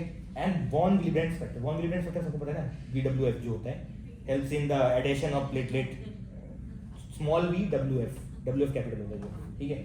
तो ये जो है वॉन विलिब्रेंट फैक्टर और फैक्टर 8 का कॉम्बिनेशन है and it is administered as IV infusion to control bleeding episodes in hemophiliacs. देखो क्यों हीमोफीलिया दो टाइप का होता है, A and B है कि नहीं? एक में होता है कौन सा डेफिशिएंट? फैक्टर 8 और दूसरे में कौन सा डेफिशिएंट है? फैक्टर 9. तो अगर फैक्टर हाँ कौन सा वाला किसने भूल गया? 9 वाला किसने था ना. ठीक है. तो फैक्टर 8 का डेफिशिएंसी है तो हम क्या करेंगे? फैक्टर 8 को बाहर से दे रहे हैं. उसको फैक्टर दे रहे हैं, ठीक है। ये हो गया adverse effect as usual, headache, chills, rigor, skin rashes, allergy reaction. भाई एडवर्स रिएक्शन कभी भी आएगा ना, सबसे पहले एलर्जी रिएक्शन लिख देना, नॉसिया वोमिटिंग लिख देना, ऑनलाइन सेक्टर में नहीं लिखना है, ठीक है, डोमपेरिडोन में भी नहीं लिखना है, ठीक है, वो सब में नहीं लिखना है क्योंकि वो सब एंटी एमिटिक ही है, ठीक है, तो वहां पे नहीं लिखना है। लिख भी दिया तो आधे नंबर कटेंगे ना बस। नहीं लिख देंगे तो क्या पता नहीं, मेरे को नहीं पता है क्योंकि एडवर्स इफेक्ट पे जो साइन करते हैं ना वो सोचिए हाँ नॉसिया वोमिटिंग है, हाँ हमारे ठीक पेपर है, क्वेश्चन बोल देंगे, वो सब डिस्कस नहीं कर सकते यहाँ पे, ठीक है। हाँ नेक्स्ट चलते हैं इथैनसाइलेज, ठीक है, नेक्स्ट पेज में आ जाओ। नीचे एक है ना वो एड्रीनोक्रोम, इसको तो प्रोनाउंस करने में मेरा ही मुंह दर्द हो रहा है तो मैं इसको छोड़ ही दिया, जरूरत नहीं है। जब मेरे ही जुबान को लकवा लग सकता है तो क्यों ही इसे पढ़े, छोड़ देते इसको। हाँ लास्ट में तो छोड़ दिया मैंने, ठीक है। ऐसा नहीं है कि वो इम्पोर्टेंट है या नहीं है, क्योंकि मैं उसको बोल नहीं पा रहा हूँ सही तरीके से, इसलिए मैंने उसको छोड़ दिया। नहीं बोल तो मैं भी लूंगा लेकिन याद रखना है ना उसको, ठीक है। उसके बाद है इथैनसाइलेज, नेक्स्ट पेज में आ जाओ, ठीक है।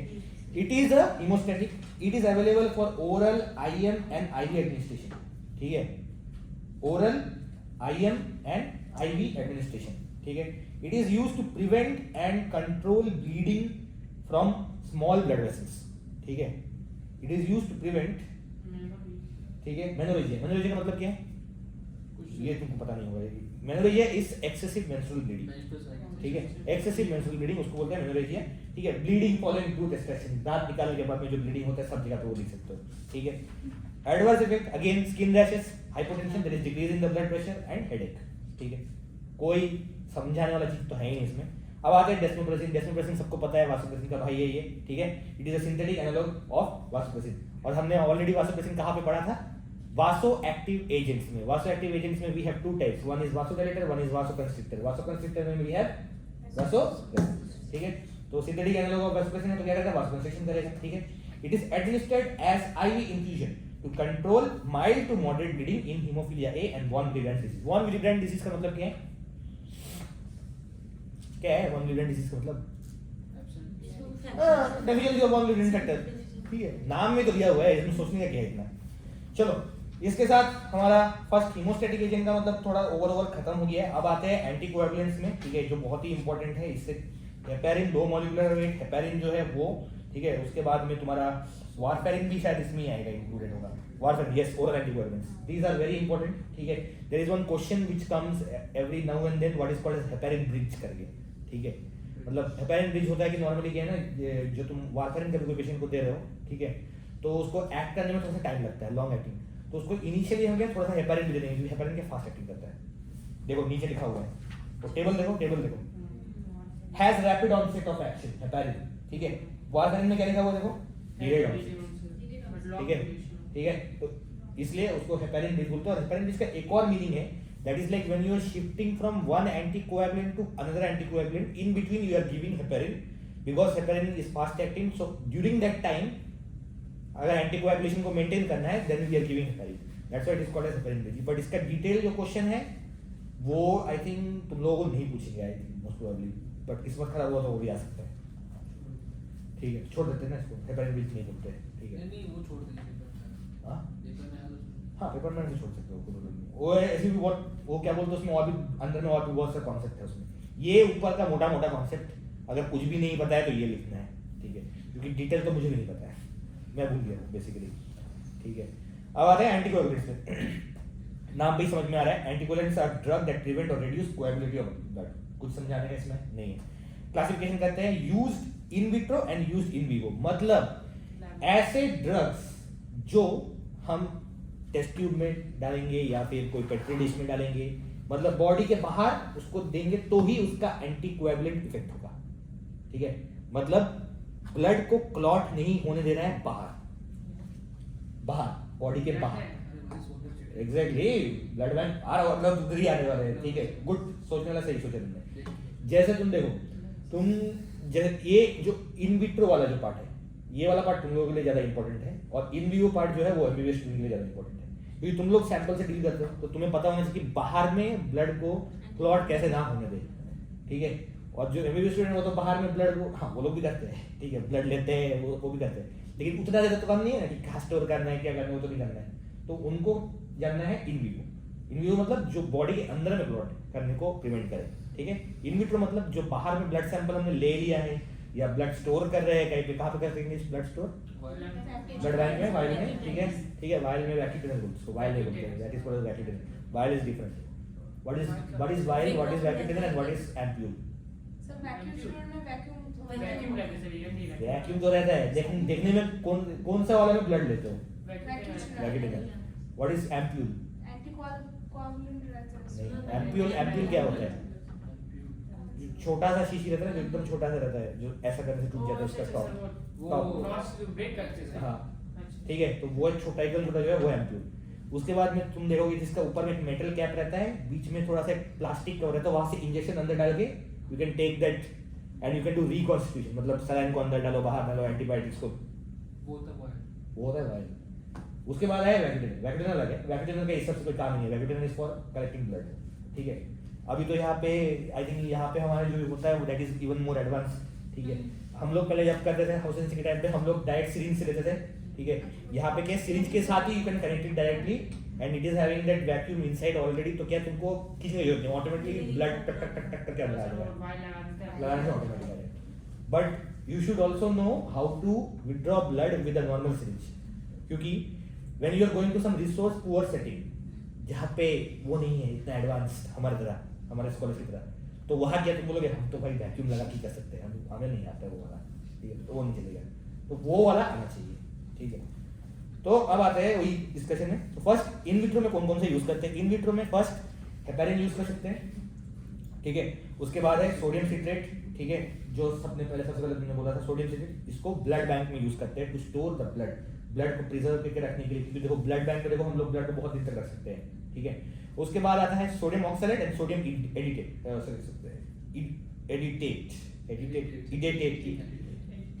जो भी है, ठीक है, एडिटेट, ठीक है। It is used as an anticoagulant in laboratory, ठीक है। सो ईडीटी है वैक्यूटेनल का कलर क्या है, किसको पता है? वाह, सब तो पता है ब्रो, क्या ही चाहिए, ठीक है, बस सॉर्टेड। ये तो करते हो तुम लोग, ब्लड लेते हो? फिर तो क्या करते हो? फ्लेवर हाँ, हाँ। तो नहीं लेते सर। तो फिर ब्लड क्या करते, मतलब करते बोलते हो क्या? ब्लड लेके आते हैं। एक करते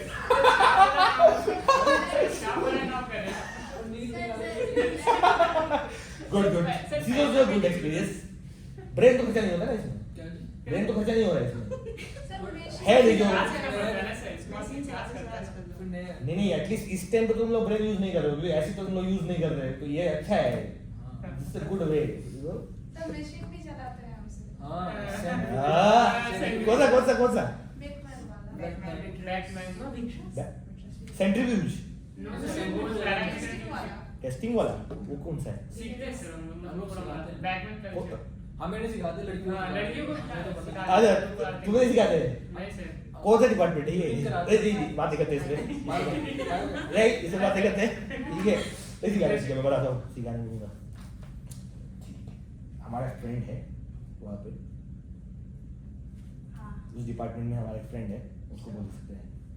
आज क्या रहे हो इतना फ्रेंड ही है सही में कुछ भी बोले तो फिर उल्टा सेंस पे ले रहा है, वैसे तो हर डिपार्टमेंट में हमारा फ्रेंड है। मेल हम फ्रेंड नहीं बनाते हैं, ठीक है। Male no friend, no friendship with males, ठीक है, नो फ्रेंड्स, ठीक है। ओनली व्हाट डू यू से, भाईचारा, ठीक है, वो बता एलविश भाई का भाईचारा टॉप, ठीक है, और बाकी दोस्ती। अब आते हैं इन व्यू में। तो इन व्यू में दो मेथड है, एक हो गया ओरल एंटीकोएगुलेंट्स, दूसरा है पैरेंटल एंटीकोएगुलेंट्स, ठीक है। पैरेंटल एंटीकोएगुलेंट्स अगेन जो जीआईडी से नहीं देते हैं, ठीक है, तो डिफरेंट मेथड से देंगे। फर्स्ट है हेपारिन, ठीक है। उसके बाद में हेपारिन से थोड़ा सा ज्यादा सेफ्टी जिसका अच्छा है, that is called as low molecular weight heparin, that is LMWH। और ये LMWH जो है it is one of the मतलब क्या बोलते हैं लाइफ सेविंग ड्रग्स, अगर तुम्हें पता हो। किस में यूज हुआ था ये? एक बहुत ही घातक बीमारी में ये यूज हुआ था। इसके साथ एक और ड्रग है, अगर कोई बोल सकता है तो बताओ, जिसने पूरा वर्ल्ड को शेक किया था कोविड में। कोविड में ये one of the life saving drugs है। बेकार है, चुतिया है वो सब। एंटी बता रहा हूँ, LMW जब यूज हुआ था, इसको छोड़ के एक और ड्रग यूज होता था कोविड के टाइम पे, life saving drug. Sir millennium और सर नहीं वो नहीं, मैं समझ गया तुम क्या बोल रहे हो, हाइड्रोक्लोरोक्विन वो नहीं, हाइड्रोक्लोरोक्विन वो नहीं, वो नहीं। वो क्लास उसका टॉपिक भी मैंने किया है, कंप्लीट कर दिया है वो ड्रग भी मैंने ले लिया है ऑलरेडी क्लास में, मैंने ले लिया है, पढ़ा लिया है, ड्रग में क्यों लूंगा वो। हाँ कोई बात नहीं। सोचो कोविड में क्या होता था, साइटोकाइन स्टॉर्म सुना है, हां सर इन्फ्लेमेशन ज्यादा, तो एंटी इन्फ्लेमेटरी कौन सा सुना है, हर जगह पे यूज होता है। एक एंटी इन्फ्लेमेटरी का नाम बताओ, अगर मैं एंटी इन्फ्लेमेटरी बोलूं सबसे पहले कौन सा ग्रुप ऑफ कौन सा ड्रग तुम्हारे दिमाग में आना चाहिए अगर मैं एंटी इन्फ्लेमेटरी बोलूं? बहुत ही स्ट्रॉन्ग एंटी इन्फ्लेमेटरी है जो सबसे ऊपर वाला स्टेप को ही खत्म कर देता है, वो फॉस्फोलाइपेज है ना। कॉर्टिकोस्टेरॉइड। ठीक है, इतना नीचे नहीं जाना है, एस्पिरिन कॉक्स इनहिबिटर्स पे नहीं जाना, उसके ऊपर फॉस्फोलाइपेज। ठीक है, so corticosteroids and low molecular weight heparin, these two were one of the what to say the most important drugs which were used during the time of pandemic, covid pandemic। क्यों? क्योंकि Covid के time पे inflammation हो रहा है, उसके कारण तो क्या बोलते हैं कॉर्टिकोस्टेरॉइड हम दे रहे हैं। दूसरा, कोविड का एक और फीचर था कि बॉडी में हर जगह पे क्लॉट फॉर्म हो जाता था। ठीक है, multi organ damage and clot formation, तो क्लॉट फॉर्मेशन को प्रिवेंट कौन सा करेगा? LMWH, low molecular weight heparin। that is the reason why these two drugs were the life saver drugs during the covid। मैंने खुद ही कितने लोगों को दिया था पर बचा नहीं पाया बहुत लोग, वो अलग बात है। ठीक है, लेकिन बचे भी है लोग, ऐसा नहीं है कि सभी लोग ऊपर पहुंच गए। उस समय सर आप यही थे क्या? नहीं, उस समय मैं यहाँ पे नहीं था, उस समय मैं क्या बोलते हैं, मैं हाउस एजेंसी कर रहा था। हां सर सबसे गलत टाइम है सर, आपका वीडियो देखे थे Yes। हाउसिंग वाला में। आप यूट्यूब पे हां यूट्यूब 2 साल आगे सर, बहुत पहले है वो। बहुत पहले सर। वो सबसे गलत टाइम। हाँ मैंने थोड़ा सा एक मैप क्यों क्यों बताए बाय बताओ, क्योंकि हमारे सीनियर समझ समझ रहे हो तुम लोग देखो। हाँ हाँ, वो मैम तो अभी एपी, वो तो अभी एपी बन चुकी है, असिस्टेंट प्रोफेसर बन चुकी है। ठीक है, मैं मार्क्स अरे उस वीडियो में थे ना हम लोग ट्राई में थे उस सर, टाइम उसमें पे। सर वो गिर रहा था पेड़ का सो। हाँ सर आप बोल रहे थे वहाँ पे थे, तो बेसिकली वो उस टाइम पे क्या, वो टाइम सबसे गंदा टाइम था हाउस एजेंसी करने के लिए, वो टाइम पे बेस्ट था हाउस एजेंसी। वो पीपी किट पहन के you have to work for ophtho में आपका चल 8 hours। ऑप्थो में साइड चल रहा था दिक्कत है। हाँ, ऐसा- क्या क्या देख के आए? अच्छा है सर, वो अच्छा बच्चा है। अच्छा तो बच्चा, वो तो मैं भी जानता हूँ, पता नहीं लेकिन उसने आज क्या किया था, उसकी बकचोदी कर दी, तभी तो मैंने इसको कुछ ज्यादा बोला नहीं। सारे अच्छे। नहीं तो कि मैं नॉर्मल, तुम भाई सबका तरफदारी मत करो, सारे को मैं क्या किसी और को बोल, किसका नाम बोल? मैं कह रहा हूँ अच्छा वो टीचर के बारे में, अच्छा वो फ्रेंड है तुम्हारा, दोस्त है। देखो ऐसा मत किया करो, इस तरह मत किया करो। मैंने तो कुछ बोला ही नहीं। तुमने तो बोला भी मैंने तो कुछ बोला, मैं प्रीतम मेरा दोस्त है, रहता है मेरे साथ, मैंने ये बोला। अपसेट हो गई हो। No, अच्छा वो क्या बोलते इस वीडियो में दिखे फंस जाते ऐसा नहीं बोला करो, ठीक है, जो अपसेट होकर मत करो, ठीक है, उसके ऊपर करो मत, मोहित के ऊपर करो मजाक, कोई प्रॉब्लम नहीं, वो स्पोर्ट है। नहीं किसी कुछ नहीं है हाँ? कुछ बोल ही नहीं रहे हो। मतलब अगर कुछ होता तो फिर चलता ना। अरे ये मजाक कर रहे थे, सीरियसली क्यों ले रहे हो? इसलिए मैं बोलता हूँ कि तुम लोगों का, ये इसलिए मैं बोल रहा हूँ कि तुम लोग थोड़ा ग्रो करो बेसिकली। अरे ऑफेंड मत। हाँ वही क्या है इसमें, क्या मजाक कर रहे हैं ये, इसके अगेंस्ट में भी तो मैंने कितना कुछ बोल के रखा है। और दिन मैंने देखा था इसको, शाम को देखा था, मना रहा था अपनी गर्लफ्रेंड को, please baby please please please मुझसे बात मत करना बंद करो प्लीज। कहाँ पे पता है? स्वास्तिक के सामने, पेड़ के नीचे। पेड़ के नीचे भी हाँ, नहीं सर। था। पेड़ के नीचे तो क्या बोलते हैं वो था, अरे वो कौन सा था, वो मामा जो दोस्त ओ, मामा वाला है था, ठीक है, वो था पेड़ के नीचे, वो तो बोल रहा था वो पेड़ के नीचे था।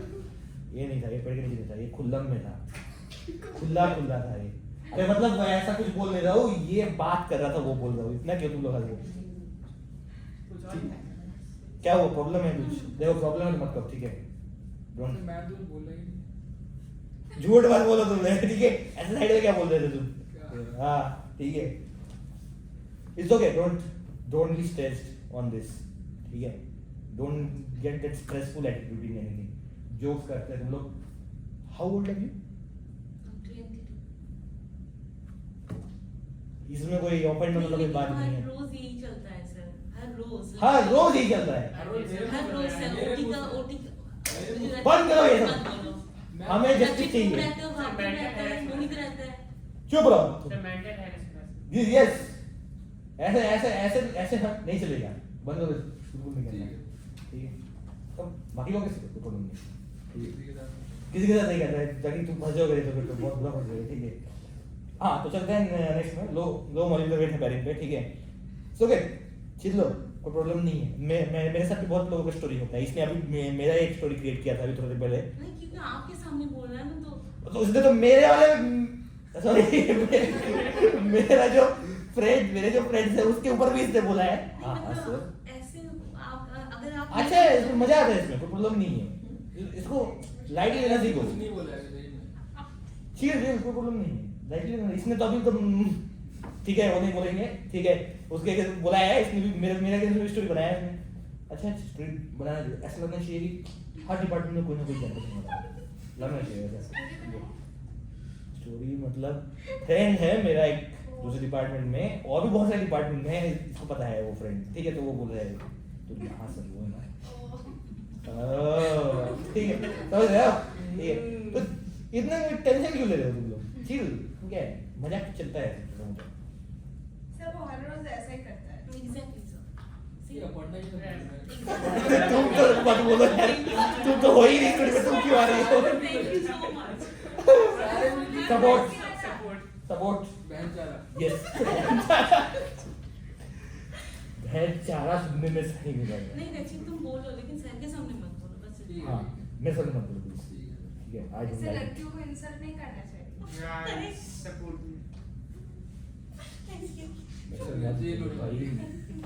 वीडियो में आ रहा है अरे ऐसे हाँ। मत बोलो, ऐसे मत बोलो, ठीक है। तुम मत करो ऐसे मत बोलो, ठीक है, तुम मत बोलो, ठीक है। नहीं बोलते हम लोग, कोई कुछ नहीं बोलेंगे। ठीक है सर। लेट्स बी सर ये पार्ट ट्रिम कर देना। अरे यार तो तुमने क्या है, यू किसी को देखे ऐसा तो टेंशन ले रहे हो क्या ही हां मेरे को कोई नहीं। हां टेंशन नहीं है, कुछ खराब किया होने तब टेंशन लेना, कुछ खराब किया नहीं है, टेंशन किया। सर कल तो इन लोग बनाए थे इंस्टा में, ये देखिए स्टोरी। इंस्टा बनाया था तुमने, रील्स अभी तो बनाया है। हाँ। कच्चा बादाम क्या क्या क्या बनाया था, ठीक है छोड़ो, जानना नहीं है, मैं देख लूंगा बाद में इंस्टाग्राम पे, पता हटा नहीं दिया। हां हटा दिया स्टोरी। सर ने देख ली कृष्णा असिस्टेंट। अच्छा किसी तुम लोग फॉलो करता है क्या, रजीत को करता है और उसने हाइड भी नहीं करा, वैसे डाल दी। अरे क्या था स्टोरी है बताओ तो। अच्छा वीडियो था। अच्छा तो बहुत फन था क्या, दिखा सकते हैं ना, ऐसा तो नहीं है कि इसमें भी कुछ लफड़ा है, वैसा कुछ नहीं है ना। सर मोहित रचित और they are good guys. मतलब everyone हाँ, here अच्छा जी, अच्छे जी। हैं सभी अच्छे हैं। बस मजाक थोड़ा करते हैं, वो तो मैं भी करता हूँ, उसमें क्या है, मजाक करते हैं। गंदे हैं हम लोग, बहुत ही गंदे नीच, ये गली के नाली के कीड़े। आवाज बंद करो, कॉपीराइट लग जाएगा तो मुझे। ऐसे पता नहीं चलेगा क्या कर रहे हैं। गलती तो किया है लोग। ये कौन सी जगह है ये? यही अच्छा ओ इसलिए तो सर ने कुछ बोला इसको सर ने बोला नहीं, बट सर ने नाम हाईलाइट कर दिया, पता नहीं ना नाम ज्यादा वो अटेंडेंस रजिस्टर में कर दिया। हाँ, क्या देखा क्या बोला बोला अच्छा रचित, अच्छा तुम वही हो ना, तुम वही हो ना जो रिलीज करता है, ठीक है ऐसा बोल रहे हो, ठीक है करना चाहिए, इसमें क्या व्यूज आए हैं उसमें, हाँ अच्छे आते हैं, हटा दे बाद में ए, फिर लाइक भी आते थे। व्यूज आने से तो रखना चाहिए, ऐसा नहीं करना होता है हैं? दोबारा डाला। सर से पूछ लेना, मैं नहीं हूँ परमिशन दे दो, बोला तुम कौन होते हो कुछ परमिशन देने वाले, हाँ कृष्णा जी है ना तब दे सकते हो, उसमें कोई नहीं। सर वो If he is the other person तो फिर भाई परमिशन लेके करना है, देन तब मैं नहीं दे सकता परमिशन। लो मॉलिक्यूलर वेट है पेरिन पे चलते हैं, इनॉक्सापेरिन, डाल्टेपेरिन, और उसके बाद में सिंथेटिक दैट इज फोंडापेरिनॉक्स, और फाइनली डायरेक्ट थ्रोम्बिन इनहिबिटर, ठीक है। डायरेक्ट थ्रोम्बिन इनहिबिटर में सिर्फ बिवैलिरुडिन, भाई साहब मेरा बिवैलिरुडिन, ठीक है रूडी वाली। बिवैलिरुडिन याद रखो, ठीक है बिवैलिरुडिन, ठीक है। अब आते हैं इंपॉर्टेंट वाले में, ठीक है, ओरल एंटीकोगुलेंट्स, हेपेरिन, लो मॉलिक्यूलर वेट हेपेरिन, ये दोनों याद रखना है, ठीक है, और फोंडापेरिनॉक्स याद रखना है, फोंडापेरिनॉक्स उससे भी नीचे, ठीक है। उसके बाद आते हैं ओरल एंटीकोएगुलेंट्स जो इंपॉर्टेंट है। ओरल एंटीकोएगुलेंट्स में कौन कौन से इंपॉर्टेंट है? Warfarin, डेबिगेट्रन and रिवारोक्साबैन। रिवारोक्साबैन क्या है? Direct factor 10A inhibitor. कैसे याद रखोगे? फैक्टर 10A बताया, factor 10A, factor 10A, factor 10A, factor 10A inhibitor. वो कास्केड पाथवे में आप वो ना ये फैक्टर 10A इनहिबिटर है, कैसे समझ में आएगा? यहाँ पे देखो एक्साबैन, ठीक है, XA मतलब 10A, 10A को बैन कर रहा है तो फैक्टर 10A इनहिबिटर। ये मैंने नहीं बताया ये निमोनिक, ये क्या बोलते हैं जो इससे भी चले दिख रहे हैं। हाँ एक्स से वो बैन है क्रोम पे। हाँ वो तो सही है, लेकिन ये निमोनिक मैंने नहीं बनाया है। ये निमोनिक जो फार्मा के बहुत बड़े गॉड हैं उन्होंने बनाया है। ये one of the biggest faculties of pharmacologist in pharmacology in India, शायद तुमको पता होगा। बारिश है। अरे नहीं यार, उसका हमारा कोई कंपैरिजन नहीं है उनके साथ में। One of the biggest faculty जो कोचिंग वोचिंग चलाते हैं सब हर जगह में, उनका है ये mnemonic. Platter marrow normal subject, ठीक है। सो रिवारोक्साबैन, ठीक है। तो ये तरीका है इसको याद रखने का। दूसरा है डेबिगेट्रन, वो याद रखना है, ठीक है। So these are oral anticoagulants, ठीक है। अगर पैरेंटल एंटीकोएगुलेंट्स में बोलेंगे सबसे इंपॉर्टेंट तो क्या है? LMWH, heparin. हेपेरिन मतलब अनफ्रैक्शनेटेड हेपेरिन, ठीक है। उसके बाद में unfractionated UFH, that is unfractionated heparin. उसके बाद है LMWH, that is low molecular wait heparin, ठीक है। अगर लो मॉलिक्यूलर वेट बोला तो डेफिनेटली इसका मॉलिक्यूलर वेट भी लो होगा, ठीक है। उसके बाद है सिंथेटिक वाला में, उसमें है फोंडापेरिनॉक्स, ठीक है। अब उसके बाद आते हैं क्या बोलते हैं ओरल एंटीकोएगुलेंट्स। ओरल में क्या बोलते हैं? वारफेरिन याद रहना चाहिए। उसके बाद में रिवारोक्साबैन, डेबिगेट्रन, ठीक है, डन। अब फर्स्ट चलो डिस्कस करते हैं difference between heparin and warfarin, ठीक है। Heparin is a naturally occurring anticoagulant whereas warfarin is a synthetic anticoagulant. Why? ये क्यों बोला है? हेपेरिन बॉडी में भी है कि नहीं? हेपेरिन बॉडी में भी है, इसलिए ये नेचुरली ऑकरिंग एंटीकोएगुलेंट है। बट वारफेरिन क्या बॉडी में है? नहीं। तो वारफेरिन जो है वो टोटली हम लोग बाहर में प्रोड्यूस कर रहे हैं। हाँ, यहाँ पे जो हम लोग हेपेरिन दे रहे हैं, मतलब इंडिविजुअल को जो दो हेपेरिन दे रहे हैं, that is also produce from the ox lung and pig intestine, ठीक है। ये नहीं है कि इंसान, ये क्या बोलते हैं, हमने ऐसे लिखा था कि इंसान का जो डायरेक्ट हेपेरिन निकल के दे दिया उसको वापस, वैसे नहीं। हम लोग कहीं और से बना रहे हैं, लेकिन हेपेरिन क्या है? As a molecule heparin exist inside the body, ठीक है। That's why it is naturally occurring. On the other hand warfarin is not existing naturally, तो मतलब एक कंप्लीटली सिंथेटिक है, इसको लैब में बनाया गया है, ठीक है, क्लियर। उसके बाद में नेक्स्ट में आते हैं, हेपेरिन इन विवो में भी काम करता है, इन विट्रो में भी काम करता है, ठीक है। मतलब इन विवो मतलब बॉडी के अंदर में अगर क्लॉट को प्रिवेंट करना है तो तब भी ये करेगा, और बाहर में भी देखो हेपेरिन देते हैं ना, हेपेरिन सीरीज होता है, रिम्स विद हेपेरिन। देखो अगर तुम लोगों ने ये देखा हो, वेगेटन में भी होता है this one, arterial blood gas indices अगर किया है तुम लोगों ने, किया है एबीजी किया है ना, किया है ना? किया नहीं है, पढ़ा थ्योरी में पढ़ा। ठीक है, करना भी करोगे तब पता नहीं। हाँ ठीक है, जो भी है। हाँ एबीजी, ठीक है। तो एबीजी में क्या बोलते हैं? यू आर कोटिंग द, मतलब सिरिंज को क्या बोलते हैं, उसमें फर्स्ट हेपेरिन लोगे, रिंस द नो सिरिंज, जहाँ पे भी तुम करो, जो सिरिंज में तुम ब्लड ले रहे हो, आर्टेरियल ब्लड गैस एनालिसिस का, ठीक है। आर्टेरियल ब्लड गैस एनालिसिस मतलब क्या? आर्टरी से ही ब्लड लोगे, ठीक है। उसमें we have femoral artery, we have which one is this artery, which artery is here? Radial artery. यहाँ से रेडियल आर्टरी बनता है वो, ठीक है, लेकिन यहाँ पे क्या है? Radial artery is forming from which artery? Is a branch of, एकदम ऊपर चले गए, एकदम डायरेक्ट, फिर तो बोल रहा है एब्डोमिनल एओर्टा नेक्स्ट। एओर्टा तो डेफिनेटली एओर्टा के ही है, सभी एओर्टा के है। जस्ट रेडियल आर्टरी थोड़ा ऊपर में खोदता है, जस्ट जैसे तुम्हारा इमीडिएट सीरियस, उसका इमीडिएट सीरियस कोर है। यहाँ पे क्या है? कौन सा आर्टरी है यहाँ पे? भाई पता नहीं है यहाँ पे कौन सा, यहाँ पे सबक्लेवियन है, सबक्लेवियन यहाँ पे है। क्या बोल रहे हो भाई तुम लोग? इतना इतना इतना, अरे इसको यहाँ पे कौन कौन सा मसल रहता है बताओ, किसको पता है? हाँ ट्राइसेप्स यहाँ रहते हैं, ठीक है। यहाँ पे उसका नाम बाइसेप्स के आगे कुछ भी तो बोलते हैं ना उसको, बाइसेप्स। अरे नहीं फीमोरिस नीचे है, अभी बोला है फीमोरिस, क्या बोलते पैर में, कुछ फीमोरिस लगे। बाइसेप्स BRACH, हाँ तो यहाँ पे कौन सा आर्टरी है? Brachial artery. ये नहीं पता तुम लोगों को? करते क्या हो भाई तुम लोग पूरा दिन भर में? मतलब वही हैं? सैंपल कलेक्शन यूरिन को वो करना है एलिमेंट करना है रजिस्टर में लिखना है ब्रेकियोलैटरी you are not knowing that we have ब्रेकियोलैटरी here? रुको एक सेकंड रुको, मुझे समझ गई। अब मैं तो गलत नहीं बोल रहा हूँ ब्रेकियोलैटरी यहाँ पे है करके। तो ब्रेकियोलैटरी है हाँ दिस इज ब्रेकियोलैटरी ओनली। यहाँ पे कौन सा आर्टरी है? यहाँ पे एक्सिलरी आर्टरी। ठीक है समझ गया हूँ, नहीं पता है चलो ठीक है। ब्रेकियोलैटरी, ह्यूमरल आर्टरी यहाँ पे है, पता है ह्यूमरल आर्टरी तो पता है ना? यहाँ पे कौन सा है? Radial radial artery. ये तो मैं सीखा एक तो पता है, एक तो पता है, वो तो एक को पता है। ठीक है सबको पता है यहाँ पे आर्टरी दोनों एक साथ नहीं देखना होता है कभी भी, ठीक है? क्यों ऐसा कर रहे हो दो एक साथ?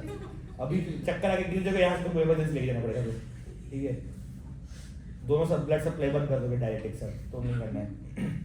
तो आर्टेरियल ब्लड गैस जब करोगे वहां पे सिरिंज को क्या बोलते हैं? You have to rinse with heparin, ठीक है? तो that is one area where you are using heparin as in vitro agent, मतलब बाहर में यूज कर रहे हो, और उसको अंदर भी यूज कर सकते हो, ठीक है? मतलब बॉडी के अंदर भी यूज कर सकते हो, मतलब हेपारिन दे सकते हो, लो मॉलिक्यूलर वेट हेपारिन दे सकते हो in different hyper coagulative states, मतलब जहां पे कोएगुलेशन ज्यादा हो सकता है। नेक्स्ट वारफेरिन, ठीक है? वारफेरिन सिर्फ इन विवो काम करता है, ठीक है? बाहर में बॉडी के अंदर देना है उसको, ठीक है? अब हेपारिन को कैसे दे सकते हैं? हेपारिन को पैरेंटरी लेते हैं, ठीक है? हेपारिन को क्या बोलते हैं? पैरेंटरी देते हैं, आईवी दे सकते हैं, सबक्यूटेनियस दे सकते हैं, ठीक है? नॉर्मली सबक्यूटेनियस ही देते हैं ज्यादातर, आईवी भी दे सकते हैं। उसके बाद में वारफेरिन देखो कौन से कैटेगरी में आता है? ओरल एंटीकोएगुलेंट्स, उसी से समझ में आ रहा है। इसको कैसे देंगे? ओरल देंगे, ठीक है? उसके बाद में आते हैं नेक्स्ट वाले में रैपिड नहीं एक्शन, ठीक है? Action of heparin, it acts by activating antithrombin 3, ये बहुत ही इंपॉर्टेंट है, ठीक है? Mechanism of action of heparin, it acts by activating antithrombin 3, और एंटीथ्रोम्बिन 3 जो है वो फिर इनहिबिट करेगा क्लॉटिंग फैक्टर्स को, that is 10A 2A 9A 11A 12A 13A, ठीक है? मतलब किसको प्रमोट करेगा? एंटीथ्रोम्बिन 3 को प्रमोट करेगा, ठीक है? एवरीवन इज लिसनिंग ना? अंकिता अपन यू लिसनिंग ना? नींद तो नहीं आ रहा तुमको? नींद आ सकता है, ठीक है, लेकिन थोड़ा सा ट्राई करो, सुनने का कोशिश करो, ठीक है? मुझे भी आ रहा है नींद, मैं समझ आ रहा है, सबको नींद आ रहा है, लेकिन क्या कर सकते हैं, मजबूरी है, पढ़ना है तो पढ़ना है, ठीक है? एंटीथ्रोम्बिन मुझे भी मजा नहीं आता सही में, पता है? ये बाद में क्लास में कुछ बहुत से लेकिन टॉपिक इतना है क्या कर सकते हैं, कवर तो करना पड़ेगा, ठीक है? तो एंटीथ्रोम्बिन 3 को क्या करेगा? ये एक्टिवेट करेगा कि इनहिबिट करेगा? कोई नहीं बोलना, कोई नहीं बोलना, जिसको मैं पूछूंगा वही बोलेगा। आदित्य बताओ। एक्टिवेट करेगा एंटीथ्रोम्बिन 3, ठीक है, और एंटीथ्रोम्बिन 3 भी क्या करेगा? 9 10 11 12 को एक्टिव करेगा। एक्टिव करेगा तो फिर तो प्लॉट बना देगा फिर। सॉरी एंटी इसलिए बोल रहा था कि सुनना है क्लास में, थोड़ा नींद आ रहा है, मेरे को समझ में आ रहा है, ठीक है? यूजुअल मैं होता तो मैं तो सो ही जाता 8 तक, ठीक है? बट ट्राई कर थोड़ा और सुनने का कोशिश करो, ठीक है? थोड़ा तो ये हो गया। उसके बाद में आते हैं वारफेरिन में। Warfarin it inhibits the vitamin K dependent clotting factors, मतलब which all factors? Vitamin K dependent clotting factors, which all clotting factors? 279। ये तो मतलब ऐसे ही याद होना चाहिए, कहीं भी कोई पूछे vitamin K dependent clotting factor 279, ठीक है? उसके बाद पहले बताया हेपारिन ब्रीच का, ठीक है? क्यों? It is having rapid onset of action, ठीक है? On the other hand warfarin is having delayed onset of action, but heparin is having short duration of action. On the other hand, warfarin is having long duration of action. ठीक है? तो maintenance अगर करना है तो warfarin is better, क्योंकि long duration of action है। Maintenance मतलब क्या? बहुत देर तक मतलब मेंटेन करके रखना। जैसे आप इंसुलिन देते हो, दो तरीके का इंसुलिन होता है, एक होता है बेसल इंसुलिन, एक होता है पोस्ट प्रेंडियल टाइम में इंसुलिन, मतलब खाना खाने के बाद ही इंसुलिन देना, और एक होता है जो थ्रू आउट द डे आपके शुगर्स को कंट्रोल करे। तो ये through out the day control करने वाला कैटेगरी में आता है, ठीक है? अब अगर दोनों मिक्स कर दे मिक्स करके ही देते हैं, मिक्स करके ही देते हैं। Basal plus post prandial, basal देते हैं, that is throughout the day वो कंट्रोल करेगा, और जस्ट खाना खाने के बाद में क्या होगा, तो झट से क्या बोलते हैं, शुगर बढ़ जाता है। Post prandial blood sugar, if you see in any of the reports PPBS, तो वहां पे क्या बोलते हैं, in that case you are giving this post prandial control करने के लिए इंसुलिन दोगे, तो उसके बाद रैपिडली। तो ये हो गया। नेक्स्ट हेपारिन थेरेपी को कैसे मॉनिटर करेंगे, ये मैंने बताया था, जो APTT, activated partial thromboplastin type. On the other hand warfarin therapy को कैसे मॉनिटर करोगे? INR, that is international normalisation, ठीक है? ये पूरा टेबल इज वेरी इंपॉर्टेंट, ये जो टेबल है इसी से एक क्वेश्चन हो जाएगा 10 नंबर में 5 नंबर पे आएगा ठीक है। नहीं ये अगर याद रहे तो कुछ तो लिख पाओगे एटलीस्ट उसमें, ऐसा नहीं है कि खाली छोड़ दोगे करके बेसिकली ठीक है। उसके बाद में हेपेरिन का जब ओवरडोसेज हो जाए तो हेपेरिन का एंटीडोट क्या है, प्रोटामीन सल्फेट ठीक है। प्रोटामीन सल्फेट हेपेरिन का एंटीडोट प्रोटामीन सल्फेट ठीक है। ऑन द अदर हैंड अगर ओवरडोसेज हो जाता है वारफेरिन का ठीक है, वारफेरिन का ओवरडोसेज हो जाता है तो क्या करोगे, वारफेरिन का ओवरडोसेज से वारफेरिन का ओवरडोसेज फ्रेश फ्रोजन प्लाज्मा और विटामिन के बाहर से, क्यों, क्योंकि ये विटामिन के रिलेटेड क्लॉटिंग फैक्टर्स को इफेक्ट कर रहा है तो हम लोग विटामिन के देंगे तो क्लॉटिंग फैक्टर्स बन जाएगा फिर से ठीक है। दूसरा फ्रेश फ्रोजन प्लाज्मा देने का क्या फायदा है, फ्रेश फ्रोजन प्लाज्मा में ऑलरेडी क्लॉटिंग फैक्टर्स रहेंगे तो वो क्या बोलते हैं क्लॉट करेंगे उसको उस टाइम पे ठीक है, अगर ज्यादा ओवरडोज हो जाए तो ठीक है। That is the use of giving fresh frozen plasma. FFP देखना कभी वार्ड में अगर जाओगे तो they have different types of blood substitutes, एक है फ्रेश फ्रोजन प्लाज्मा, एक है पीआरपी ठीक है, प्लेटलेट रिच प्लाज्मा, एक है पीआरबीसी क्या है वो पैक्ड रेड ब्लड सेल्स, एक है खाली प्लेटलेट्स तो वही हो गया ना फिर अपने आरबी वो हेमोक्रेट पीसीबी बोलते पीसीबी नहीं, वो तो क्या बोलते हैं वो दूसरा है, पैक्ड सेल वॉल्यूम है वो ठीक है। दैट इज अ मेजर, मैं बोल रहा हूँ वो जो ब्लड जो हम लोग देते हैं उसको बोलते हैं PRBC packed red blood cells ठीक है। तो वही different types of blood substitutes. अब आता है नेक्स्ट में हेपेरिन जो है it does not crosses the blood brain barrier, sorry does not crosses the placental barrier ठीक है। तो मतलब क्या है, ये सेफ है प्रेगनेंसी में ठीक है। प्रेगनेंसी में जब हम देखेंगे अगर मदर को कोई इशू है ठीक है, कोएगुलेशन ज्यादा हो रहा है, कुछ कोएगुलेटिव स्टेट ज्यादा है तो क्या है हम हेपेरिन दे सकते हैं and it will not affect the foetus क्योंकि it is not crossing placenta नहीं इरेगुलर क्रॉस तो क्या बोलते प्रॉब्लम नहीं है। बट वारफेरिन का प्रॉब्लम है क्योंकि इट कैन क्रॉस प्लाजेंटल बैरियर और अगर वारफेरिन प्लाजेंटल बैरियर क्रॉस करेगा तो मतलब फीटस में इफेक्ट करेगा, उसको क्या बोलते हैं पता तो है बस सॉर्टेड और ये ठीक है। इतना समझ आ रहा है मतलब पास हो जाए पढ़ाई हो रहा है बेसिकली, इतना ये समझ में पास भी हो जाओगे इससे, यही समझ आ रहा है ठीक है। अगर इतना भी नहीं आ रहा है तो फिर छोड़ दो, फिर नहीं बोलेंगे उसके बाद क्या है जो भी। हाँ तो heparin it is used mainly to initiate anticoagulant therapy, जो मैंने पहले बताया था जब भी हम लोग एंटीकोगुलेंट को चेंज करते हैं तब हेपेरिन यूज करते हैं, स्टार्टिंग में दे सकते हैं क्योंकि ये रैपिड ऑनसेट है but short duration of action. On the other hand maintenance therapy जो मैंने पहले बताया था वही सेम नेक्स्ट पॉइंट है, वारफेरिन को हम मेंटेनेंस थेरेपी में यूज करते हैं क्योंकि it has long duration of action. गला दर्द हो गया भाई। सबसे अच्छा वर्ड आएगा एक्सपेंसिव अब आते हैं जो सबसे इंपॉर्टेंट है ठीक है, हेपेरिन बहुत ही एक्सपेंसिव है ठीक है, वारफेरिन एक्सपेंसिव नहीं है ठीक है, इसलिए वारफेरिन को इजीली दे देते हैं लोग, हेपेरिन को देते तो सोचते हैं लोग ठीक है, मतलब हम लोग नहीं सोचते, पेशेंट लेने से पहले सोचता है कि देना चाहिए कि नहीं ठीक है। तो एक पॉइंट है, तो दोनों का मैकेनिज्म ऑफ एक्शन याद होना चाहिए ठीक है। एक बार हम लोग जस्ट मैं ये वाला पार्ट एक बार रिवाइज कर देता हूँ थोड़ा सा ठीक है। तो first heparin and warfarin, heparin को हम इन विवो दे सकते हैं, इन विट्रो दे सकते हैं, वारफेरिन को सिर्फ हम इन विवो दे रहे हैं। हेपेरिन बॉडी में प्रोड्यूस हो रहा है तो it is naturally being produced, warfarin body में नहीं होता है कि नहीं होता है, नहीं होता है तो ये इज कंप्लीटली सिंथेटिक मतलब लैब में प्रोड्यूस होता है ठीक है। हेपेरिन का मैकेनिज्म ऑफ एक्शन क्या है, it is going to promote the action of anti thrombin 3। Anti thrombin 3 क्या है, बाकी जितना क्लॉटिंग फैक्टर्स है 2A 10A 12A जितना भी ये है सबको इनहिबिट कर देगा।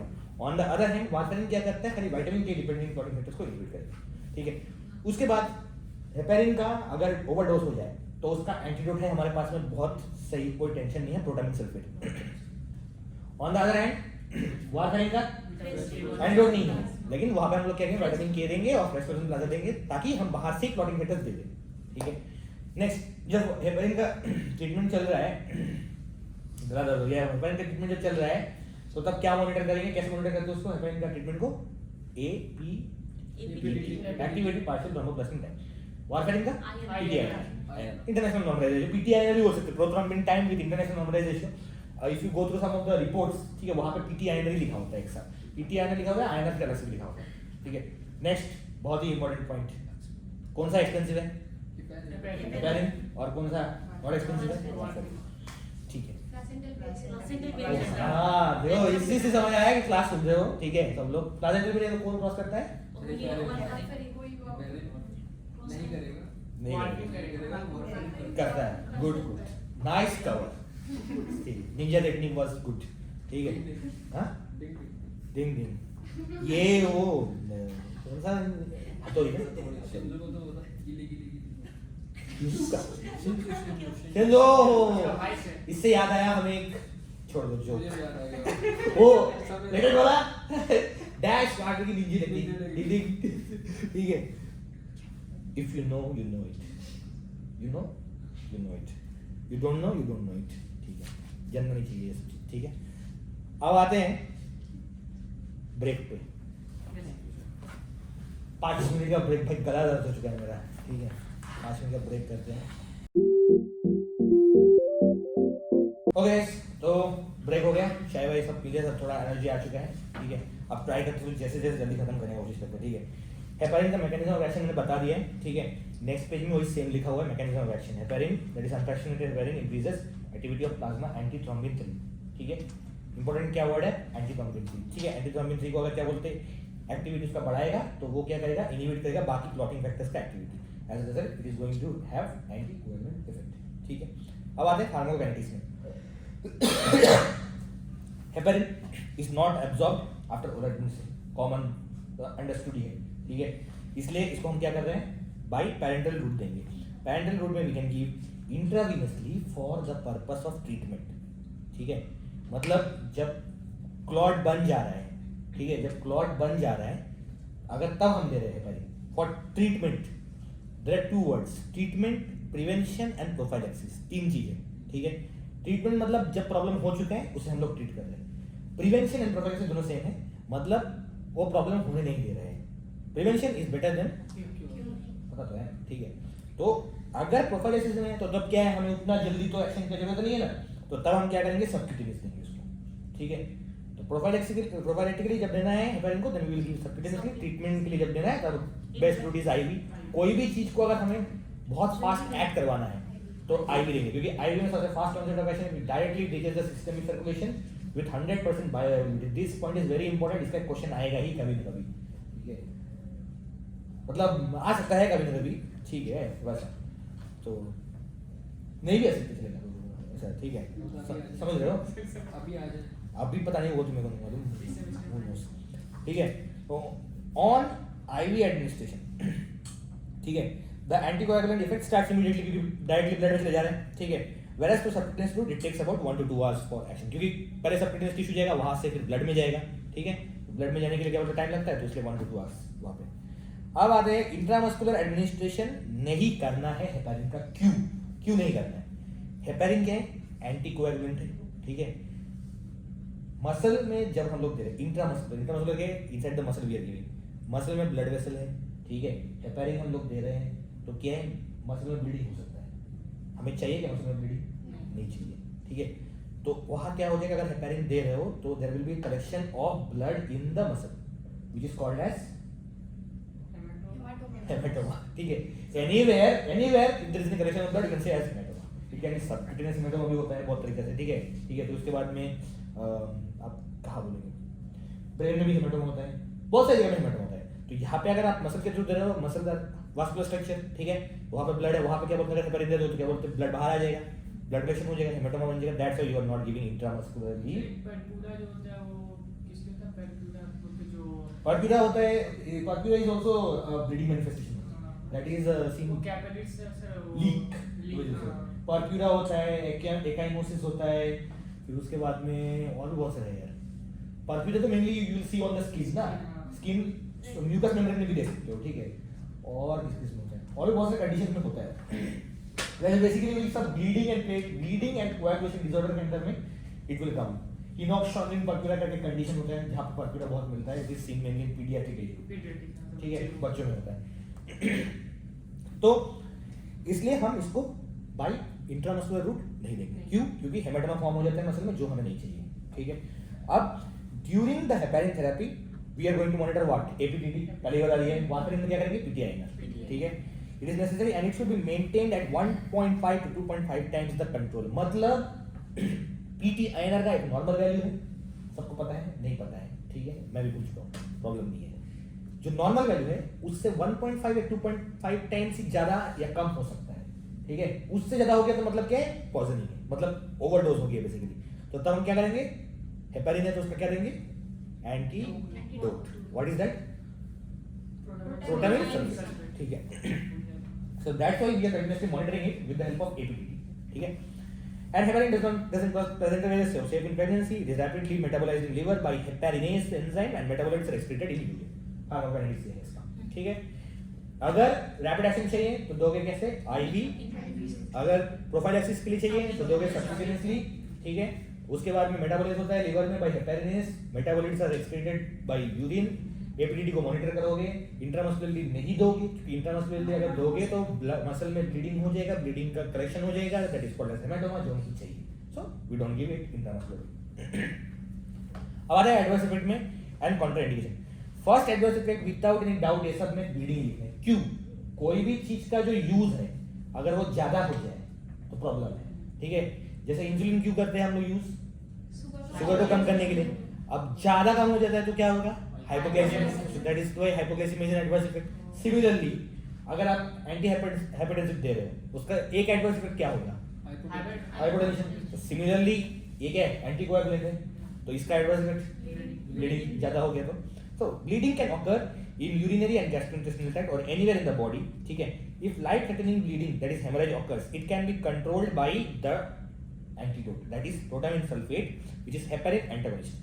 ठीक है? अब ये कैसे करता है? प्रोटामिन सल्फेट जो है एक स्ट्रॉन्ग बेस है. On the other hand heparin क्या है? एक स्ट्रॉन्ग एसिड है. तो क्या हो जाएगा? Neutralisation reaction. That's it. तो क्या बोलते हैं इसको? क्या बोलते हैं इसको? इस टाइप के एंटागोनिज्म को क्या बोलते हैं? When acid reacts with base and it forms salt, this is called as neutralization reaction. But this is a type of antagonism. Chemical antagonism. ठीक है? Chemical antagonism. तो ये है chemical antagonism. Charcoal absorbs. Physical. थोड़ा question ही बोल देते जिसको पहले ही बोल दिया. ठीक है? Adrenaline और histamine. They are antagonists ना? कौन सा टाइप का antagonist? हिस्टामिन करता है ब्रोंको कंस्ट्रिक्शन. नहीं. हाँ ठीक है. हिस्टामिन क्या करता है? Bronco constriction. एड्रेनालिन क्या करता है? ये डायलेशन. तो ये कौन सा टाइप का एंटागोनिज्म है? Do they act on same receptor? एक तो बीटा 2 करता है that is adrenaline. Histamine receptor. तो दो अलग-अलग रिसेप्टर है. तो ये कैसा टाइप का एंटागोनिज्म है? Physiological antagonism. क्योंकि मैकेनिज्म रिसेप्टर अलग है. ठीक है? लेकिन एट द एंड इफेक्ट क्या बोलते हैं इसका? जस्ट ऑपोजिट है ना. That is physiological antagonism. अगर सेम रिसेप्टर पे काम करता है जैसे ऑर्गेनोफॉस्फेट पॉइजनिंग. ठीक है? इसका एंटीडोट क्या है? एट्रोपिन. तो ये कौन सा टाइप का एंटागोनिज्म है? कॉम्पिटिटिव. नॉन कॉम्पिटिटिव कौन सा है? Competitive antagonism. ठीक है? क्योंकि सेम रिसेप्टर पे लोग काम कर रहे हैं. कौन सा रिसेप्टर है? मस्कार्निक प्रोटीन जो है मस्कार्निक रिसेप्टर में मेनली काम करेगा. ठीक है? तो ये है. तो सबसे पहले हम देंगे हेपारिन के साथ में प्रोटामिन सल्फेट टू न्यूट्रलाइज. ठीक है? नेक्स्ट प्रॉब्लम हेपारिन का क्या है? ये बहुत ही ये क्या बोलते होता है यहाँ पे पता नहीं रेयरली लिखा है पता नहीं क्यों लेकिन मैंने बहुत जगह पे देखा ये होता है करके. हेपारिन इंड्यूस थ्रोम्बोसाइटोपेनिया मतलब हेपारिन के कारण there is decrease in the platelet count. ठीक है? So it is occurring rarely that is what they have mentioned. But मैंने बहुत जगह पे देखा है. तो यू विल राइट रेयरली होती है अगर एग्जाम में बुक को फॉलो करना है. Next hypersensitive reaction as usual. जहां पे मन करे लिख दो. Allergic reaction, skin rashes, urticaria, fever, headache, फेडेक, आलतू फालतू जो मन करे लिखो. ठीक है? कुछ भी टाइप का एलर्जिक रिएक्शन लिख सकते हो कोई प्रॉब्लम नहीं. ऑलमोस्ट हर ड्रग में कर सकते हो कोई प्रॉब्लम नहीं. एंटीबायोटिक हुआ तो भाई बिना आंख बंद करके लिख देना हाइपरसेंसिटिव रिएक्शन. सारा एंटीबायोटिक्स का होता है ऑलमोस्ट. हां नहीं वो नहीं लिखते हैं. वो सोच के लिखते हैं. वो सब ऑनलाइन सेक्टर में तो लिखने ही नहीं है बिल्कुल. ठीक है? ऑनलाइन सेक्ट्रॉन एप्रेपिटेंट आई थिंक एप्रेपिटेंट भी है ना. न्यूरोकाइनिन इनहिबिटर. जीआईटी हुआ है क्या तुमको? चलते हैं उसमें नहीं जाएंगे. Osteoporosis. Next osteoporosis with spontaneous fractures may occur on long term therapy of heparin. ठीक है? अगर हेपारिन को लॉन्ग टर्म दे रहे हो तो उसमें क्या बोन वीक हो जा रहा है दैट इज ऑस्टियोपोरोसिस. अगर बोन वीक हो जाए तो फ्रैक्चर होने का चांस ज्यादा है दैट इज. फिर उसके बाद में रिवर्सिबल एलोपेशिया. ये याद नहीं रखने से भी चलेगा कोई प्रॉब्लम नहीं है. ठीक है? एलोपेशिया क्या है? Yes loss of hair. ठीक है? अब कॉन्ट्राइंडिकेशन देखते हैं हेपारिन का क्या है. Heparin is contraindicated in haemophilia. क्यों भाई? ऑलरेडी वहां पे भाई क्लॉटिंग फैक्टर का प्रॉब्लम है. फिर हेपारिन क्यों दें वहां पे? अगर ऑलरेडी इंडिविजुअल को पहले कभी हमने हेपारिन दिया था उसके कारण उसको हेपारिन इंड्यूस्ड थ्रोम्बोसाइटोपेनिया हुआ है. अब फिर उसको हेपारिन कभी देंगे क्या? वैसे नहीं देंगे. तो patients with heparin induced thrombocytopenia severe hypertension में नहीं देंगे। क्यों? क्योंकि ऑलरेडी वहां ब्लड प्रेशर ज्यादा है। हेपेरिन क्या है? Type of anticoagulant, it increases the volume, volume बढ़ेगा तो क्या है? प्रेशर बढ़ेगा। ये उल्टा है, वो नहीं, ठीक है, ऐसा नहीं, वॉल्यूम इन इनवर्स होता है, pressure is inversely proportional, but it is in a fixed space ना, एक ही जगह में हो रहा है, तो उसमें वॉल्यूम बढ़ते जा रहा है तो प्रेशर बढ़ेगा, ठीक है। नेक्स्ट है इंट्राक्रेनियल हेमरेज में नहीं देंगे इसको। क्यों? और ब्लीडिंग करा देगा ना भाई, और ब्लीडिंग करा देगा, ऑलरेडी हेमरेज हो रहा है, हेपरिन क्या करता है? और भी ब्लीडिंग करा देगा, ब्लीडिंग इसका एडवर्स इफेक्ट है, ठीक है, वहां पे नहीं देंगे, ठीक है। उसके बाद में और रीनल फेलियर में नहीं देंगे। क्यों? क्योंकि हेपरिन का जो मेटाबॉलिट है वो कैसे एक्सक्रीट होता है? By urine. अगर रीनल फेलियर होता है मेटाबॉलिट एक्सक्रीट नहीं होगा सही तरीके से, ठीक है। सिरोसिस में दे देंगे। सिरोसिस क्या है? किस कंडीशन है? लीवर का, liver cirrhosis, alcohol non alcoholic भी होता है, ठीक है। क्यों वहां में क्यों देंगे? क्योंकि हेपरिन मेटाबॉलिज्म कैसे होता है? हेपरिन एंजाइम से, जो कहां पे है? लीवर में। अगर लीवर में प्रॉब्लम है सिरोसिस तो फिर मेटाबॉलिज्म नहीं होगा, ठीक है। अब आ रहा है लो मॉलिक्यूलर वेट हेपरिन, बहुत इंपॉर्टेंट, ठीक है। इसमें एग्जांपल्स पहले दो याद रखने से बस है। इनॉक्सापेरिन तो भाई याद ही रखना है, कुछ भी हो जाए, ठीक है, इसको नहीं भूल सकते। इनॉक्सापेरिन एंड डाल्टेपेरिन, बाकी उसके बाद में दो तो हमने भी सुना नहीं कभी भी, हम भी पहले बार देख रहे हैं, ठीक है। Are low molecular weight heparin, they produce anticoagulant effect mainly by inactivation of factor 10A। देखो ये जो है सिर्फ फैक्टर 10A का इनएक्टिवेशन कर रहा है, बट हेपरिन क्या था? जो अनफ्रैक्शनेटेड था, जिसका मॉलिक्यूलर वेट ज्यादा था, वो क्या कर रहा था? एंटीथ्रोम्बिन को एक्टिविटी उसका बढ़ाता था और वो ऑलमोस्ट बहुत सारे क्लॉटिंग फैक्टर्स को इफेक्ट करता है, बट ये सिर्फ 10A को रहेगा, ठीक है, 10A। So it is given subcutaneously, expensive तो मैंने बड़ी बोल दिया, कोई प्रॉब्लम नहीं है, ठीक है, बट इसके बहुत सारे एडवांटेजेस है over unfractionated heparin. That is the reason Covid में क्या होता है, ज्यादातर हम लोग LMWH प्रेफर करते हैं, मतलब अभी भी हम लोग LMWH ही ज्यादा प्रेफर करते हैं, क्योंकि इसका एडवांटेज बहुत है। फर्स्ट एडवांटेज क्या है? It has got higher subcutaneous bioavailability compared to unfractionated heparin. Next advantage, it has got a longer duration of action. Usually क्या है हेपरिन क्या है? अनफ्रैक्शनेटेड हेपरिन क्या होता है? Fast onset of action, short duration of action, but it has got a comparatively longer duration, LMWH, not the unfractionated, low molecular weight वाला, ठीक है। Then सबसे इंटरेस्टिंग जो पॉइंट है, लो मॉलिक्यूलर वेट में you don't have to do continuously APTT monitoring, ठीक है, but unfractionated heparin में कंटिन्यूअसली एबीडीटी मॉनिटरिंग करना है, ठीक है। ये एक बहुत बड़ा तकलीफ है, इसलिए क्या बोलते हैं LMWH देते हैं डॉक्टर्स, ताकि खुद ना जानना पड़ ज्यादा, ठीक है, ज्यादा जानने की जरूरत ना पड़े, नहीं तो क्या होता है बार बार ब्लड सैंपल लो, एपीडीटी करो, बार बार ब्लड सैंपल लो, कौन करेगा उसको, ठीक है। Next, there is less incidence of thrombocytopenia and osteoporosis with LMWH, ठीक है। बाकी uses, adverse effects are almost same as that of heparin, but to a lesser intensity, इसलिए LMWH is comparatively more safer than unfractionated heparin. अब आते हैं फोंडापेरिन, ये उससे भी नीचे वाला है, मतलब ये और ज्यादा सेफ होगा, ठीक है, LMWH से भी नीचे है ये सिंथेटिक है, it does not require routine laboratory monitoring just like LMWH अपना, ठीक है, एडमिनिस्ट्रेट सबक्यूटेनियसली, ठीक है। हेपरिन का जब भी मैं बोलूंगा तो इंट्रावेनस क्या है, क्या बोलते हैं हेपरिन के लिए सोच सकते हो, बाकी हर टाइम में SQ, SC सब जगह सबक्यूटेनियस, ठीक है। It is useful in pulmonary embolism and deep vein thrombosis, ठीक है। यहाँ पे incidence of thrombocytopenia and osteoporosis again come है, जस्ट लाइक LMWH, ठीक है। तो ये हो गया हेपरिन का ऑलमोस्ट पूरा। रजित तो फोन में मस्त बिजी हो, ठीक है,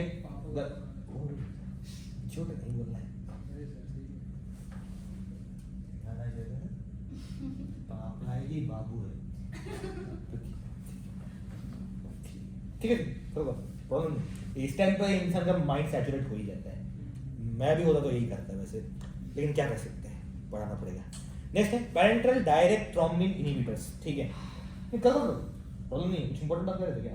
फोन रिचार्ज ही नहीं है, कट गया फोन, करना है बात, रिचार्ज ही नहीं है ना फोन है ना उसके पास, कर लूंगा, पापा नहीं है, पापा ही ठीक है। ये बात है कि तुम्हारे पास नंबर आया पापा सही बोल रहे हो, ठीक है, who knows, ठीक है। अब आ रहे हैं पैरेंटल डायरेक्ट थ्रोम्बिन इनहिबिटर्स में, उसमें आपके पास है बिवैलिरुडिन एंड एगेट्रोबैन, घटिया ड्रग, ठीक है, बिवैलिरुडिन, these are reversible direct thrombin inhibitors with rapid onset of action, ठीक है, they do not bind to antithrombin 3, इसका एंटीथ्रोम्बिन 3 के साथ में कोई लेना देना नहीं है, they are direct inhibitors of thrombin, ठीक है, डायरेक्टली थ्रोम्बिन को इनहिबिट करेंगे, ठीक है, प्रोथ्रोम्बिन तो थ्रोम्बिन जो है ना वो थ्रोम्बिन को इनहिबिट करेगा डायरेक्ट, एंटीथ्रोम्बिन के साथ इसका कोई लेना देना नहीं है, आईवी इन्फ्यूजन देंगे, ठीक है, जहां पे हेपेरिन इंड्यूस्ड थ्रोम्बोसाइटोपेनिया का ज्यादा चांसेस है, क्योंकि वहां पे हेपेरिन नहीं ले सकते भाई, तो तब ये देंगे, ठीक है, बट ये उतने याद रखने की जरूरत नहीं है। अब आते हैं इंपॉर्टेंट वाले में, that is oral anticoagulants. Among oral anticoagulants, ठीक है, ओरल एंटीकोएगुलेंट्स दे आर, जो जितने भी ओरल एंटीकोएगुलेंट्स है mainly they are going to act in vivo, in vitro कोई काम नहीं करते, सब इन विवो। वारफेरिन एक हो गया, फिर उसके बाद क्या, रिवरोक्साबेन, फिर उसके बाद कौन सा है, डैबिगैट्रन, आई गेस डैबिगैट्रन, हाँ डैबिगैट्रन, ठीक है।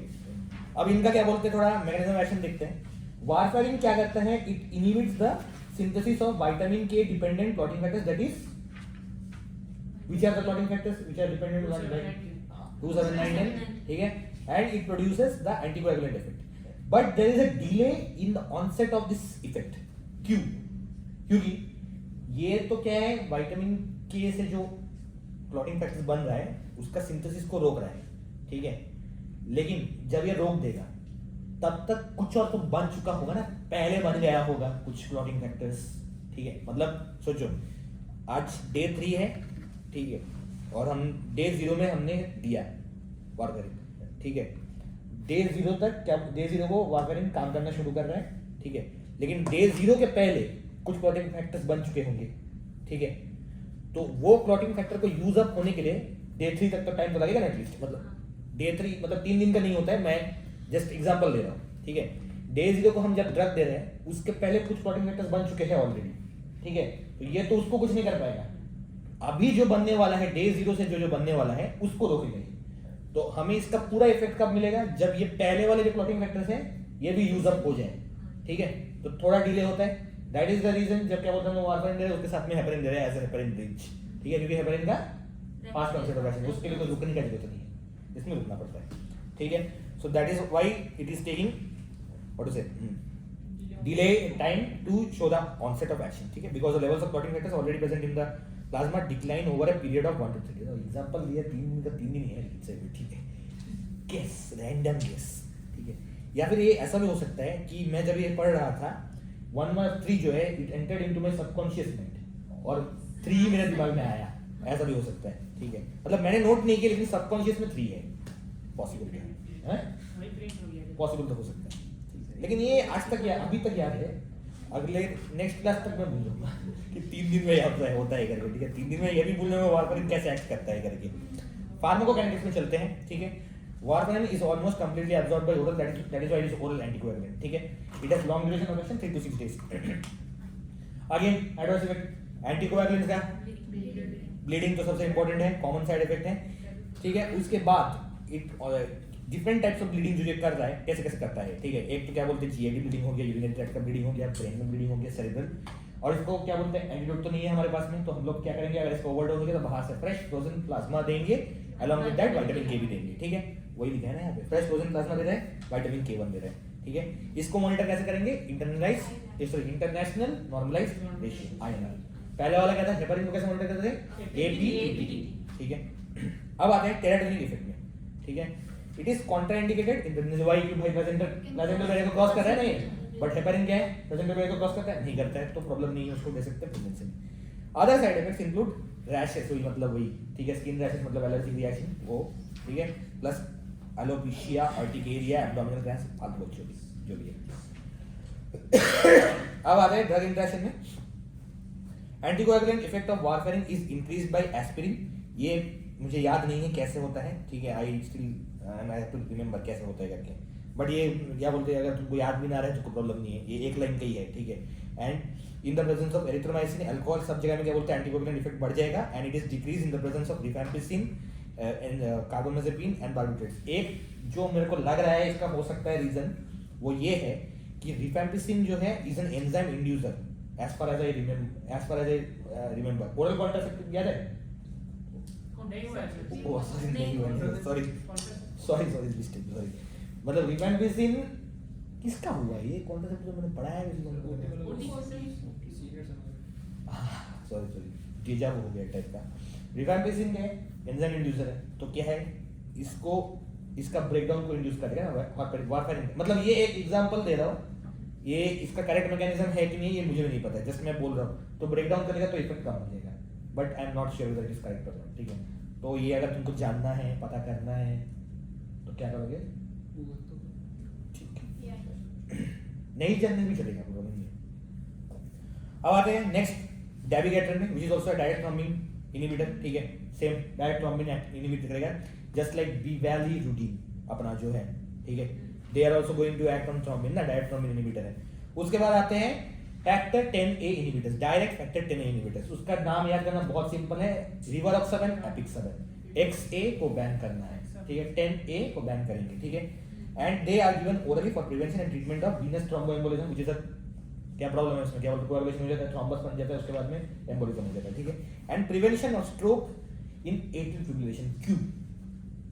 जब एट्रियल फिब्रिलेशन सबको पता है, एंटी एरिथमिक ड्रग्स हो गया तुम लोग, आई सपोज एरिथमिक ड्रग्स हो चुका है, ठीक है। एंटी एरिथमिक हो गया ना तुम लोग का, लेकिन दिमाग में कुछ है नहीं उसका, वो मुझे भी याद नहीं एंटी एरिथमिक का, ठीक है।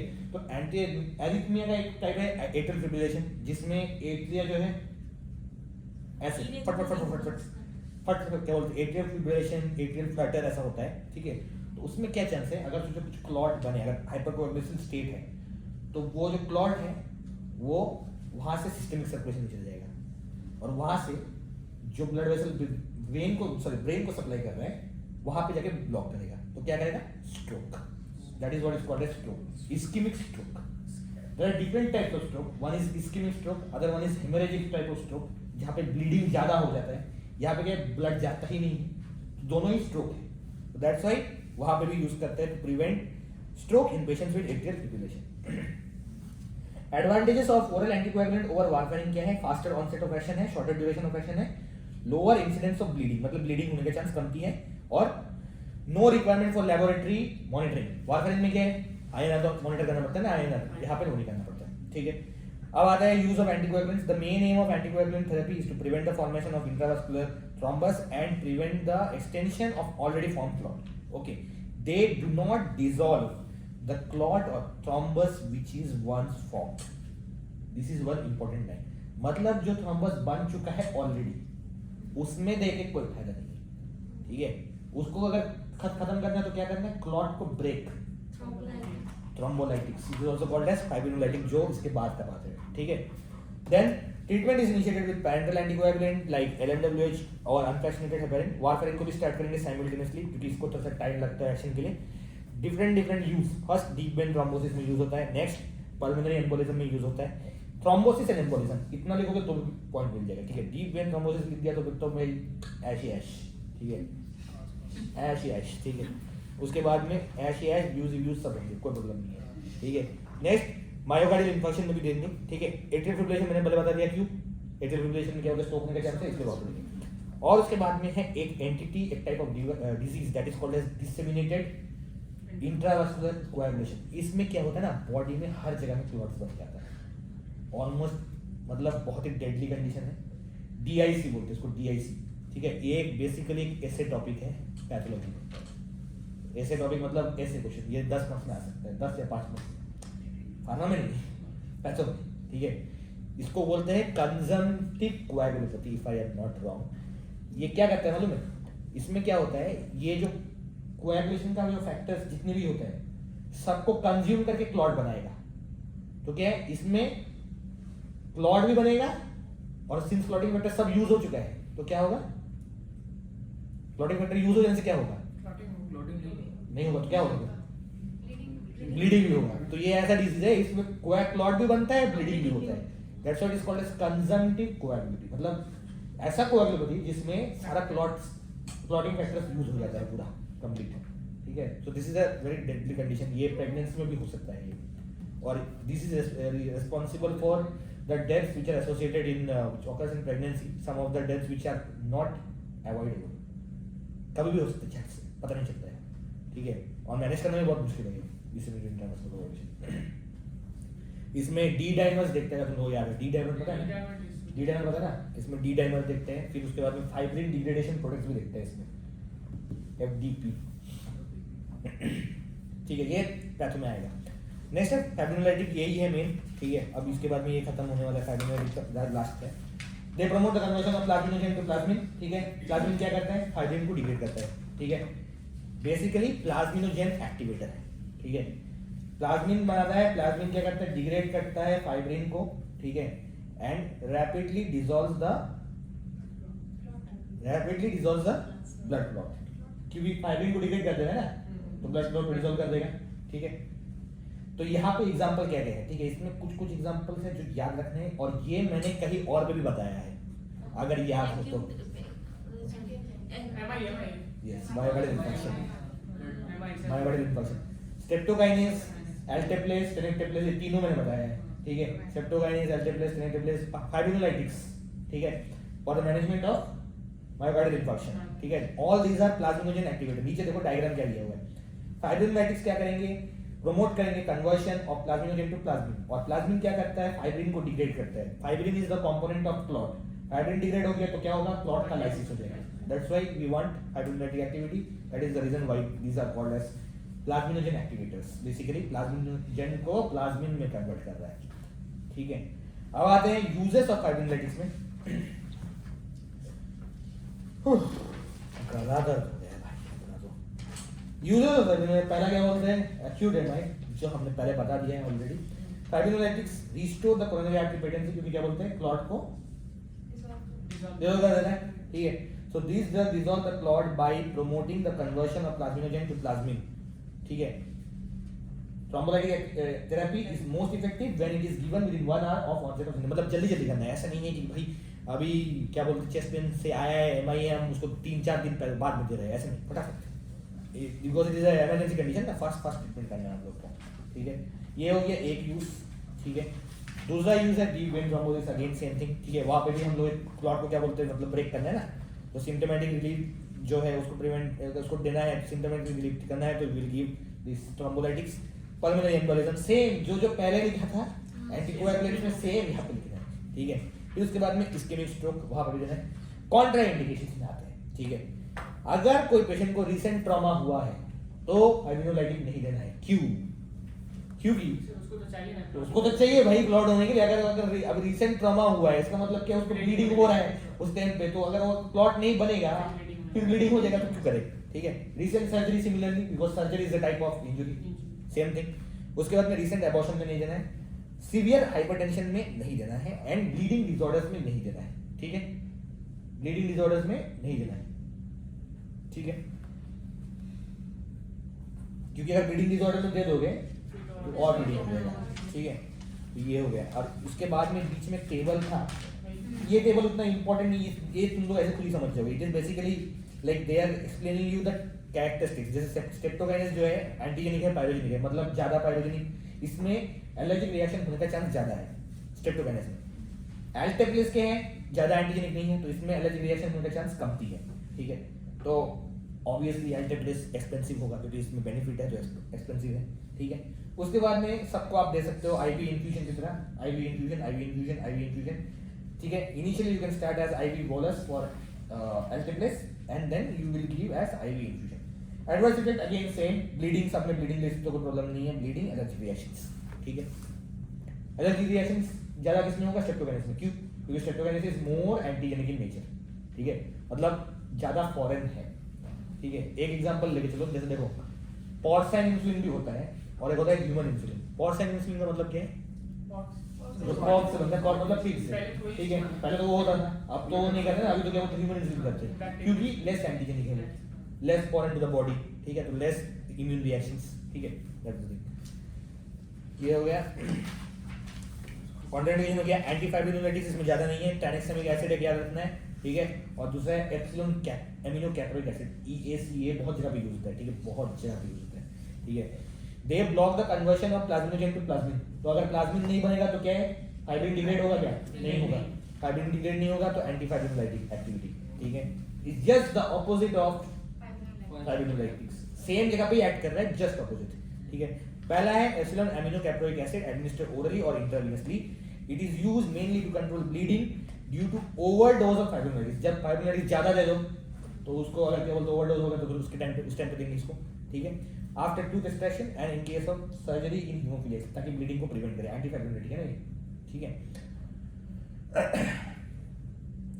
नेक्स्ट आते हैं ट्राइनेक्सामिक एसिड में, ठीक है। ये ट्राइनेक्सामिक एसिड बहुत जगह भी यूज होता है। ट्राइनेक्सामिक एसिड क्या बोलते हैं, हम लोग पहले कॉलेज में भी क्या बोलते हैं, कहीं पे भी ब्लीडिंग कुछ भी हो जाए तो इंजेक्शन ट्राइनेक्सा, उसका ब्रांड नेम होता है ट्राइनेक्सा करके, मतलब और भी बहुत सारे ब्रांड हैं, हम लोग जैसे इंजेक्शन ट्राइनेक्सा करके, वो हर जगह पे ब्लीडिंग होने से ब्रास्ट इंजेक्शन ट्राइनेक्सा लिख देंगे, कोई मतलब लिखना नहीं चाहिए हर जगह पे, लेकिन लिख देते थे, क्या ही कर सकते हैं, सारा ड्रग तो नहीं आता किसी को, ठीक है।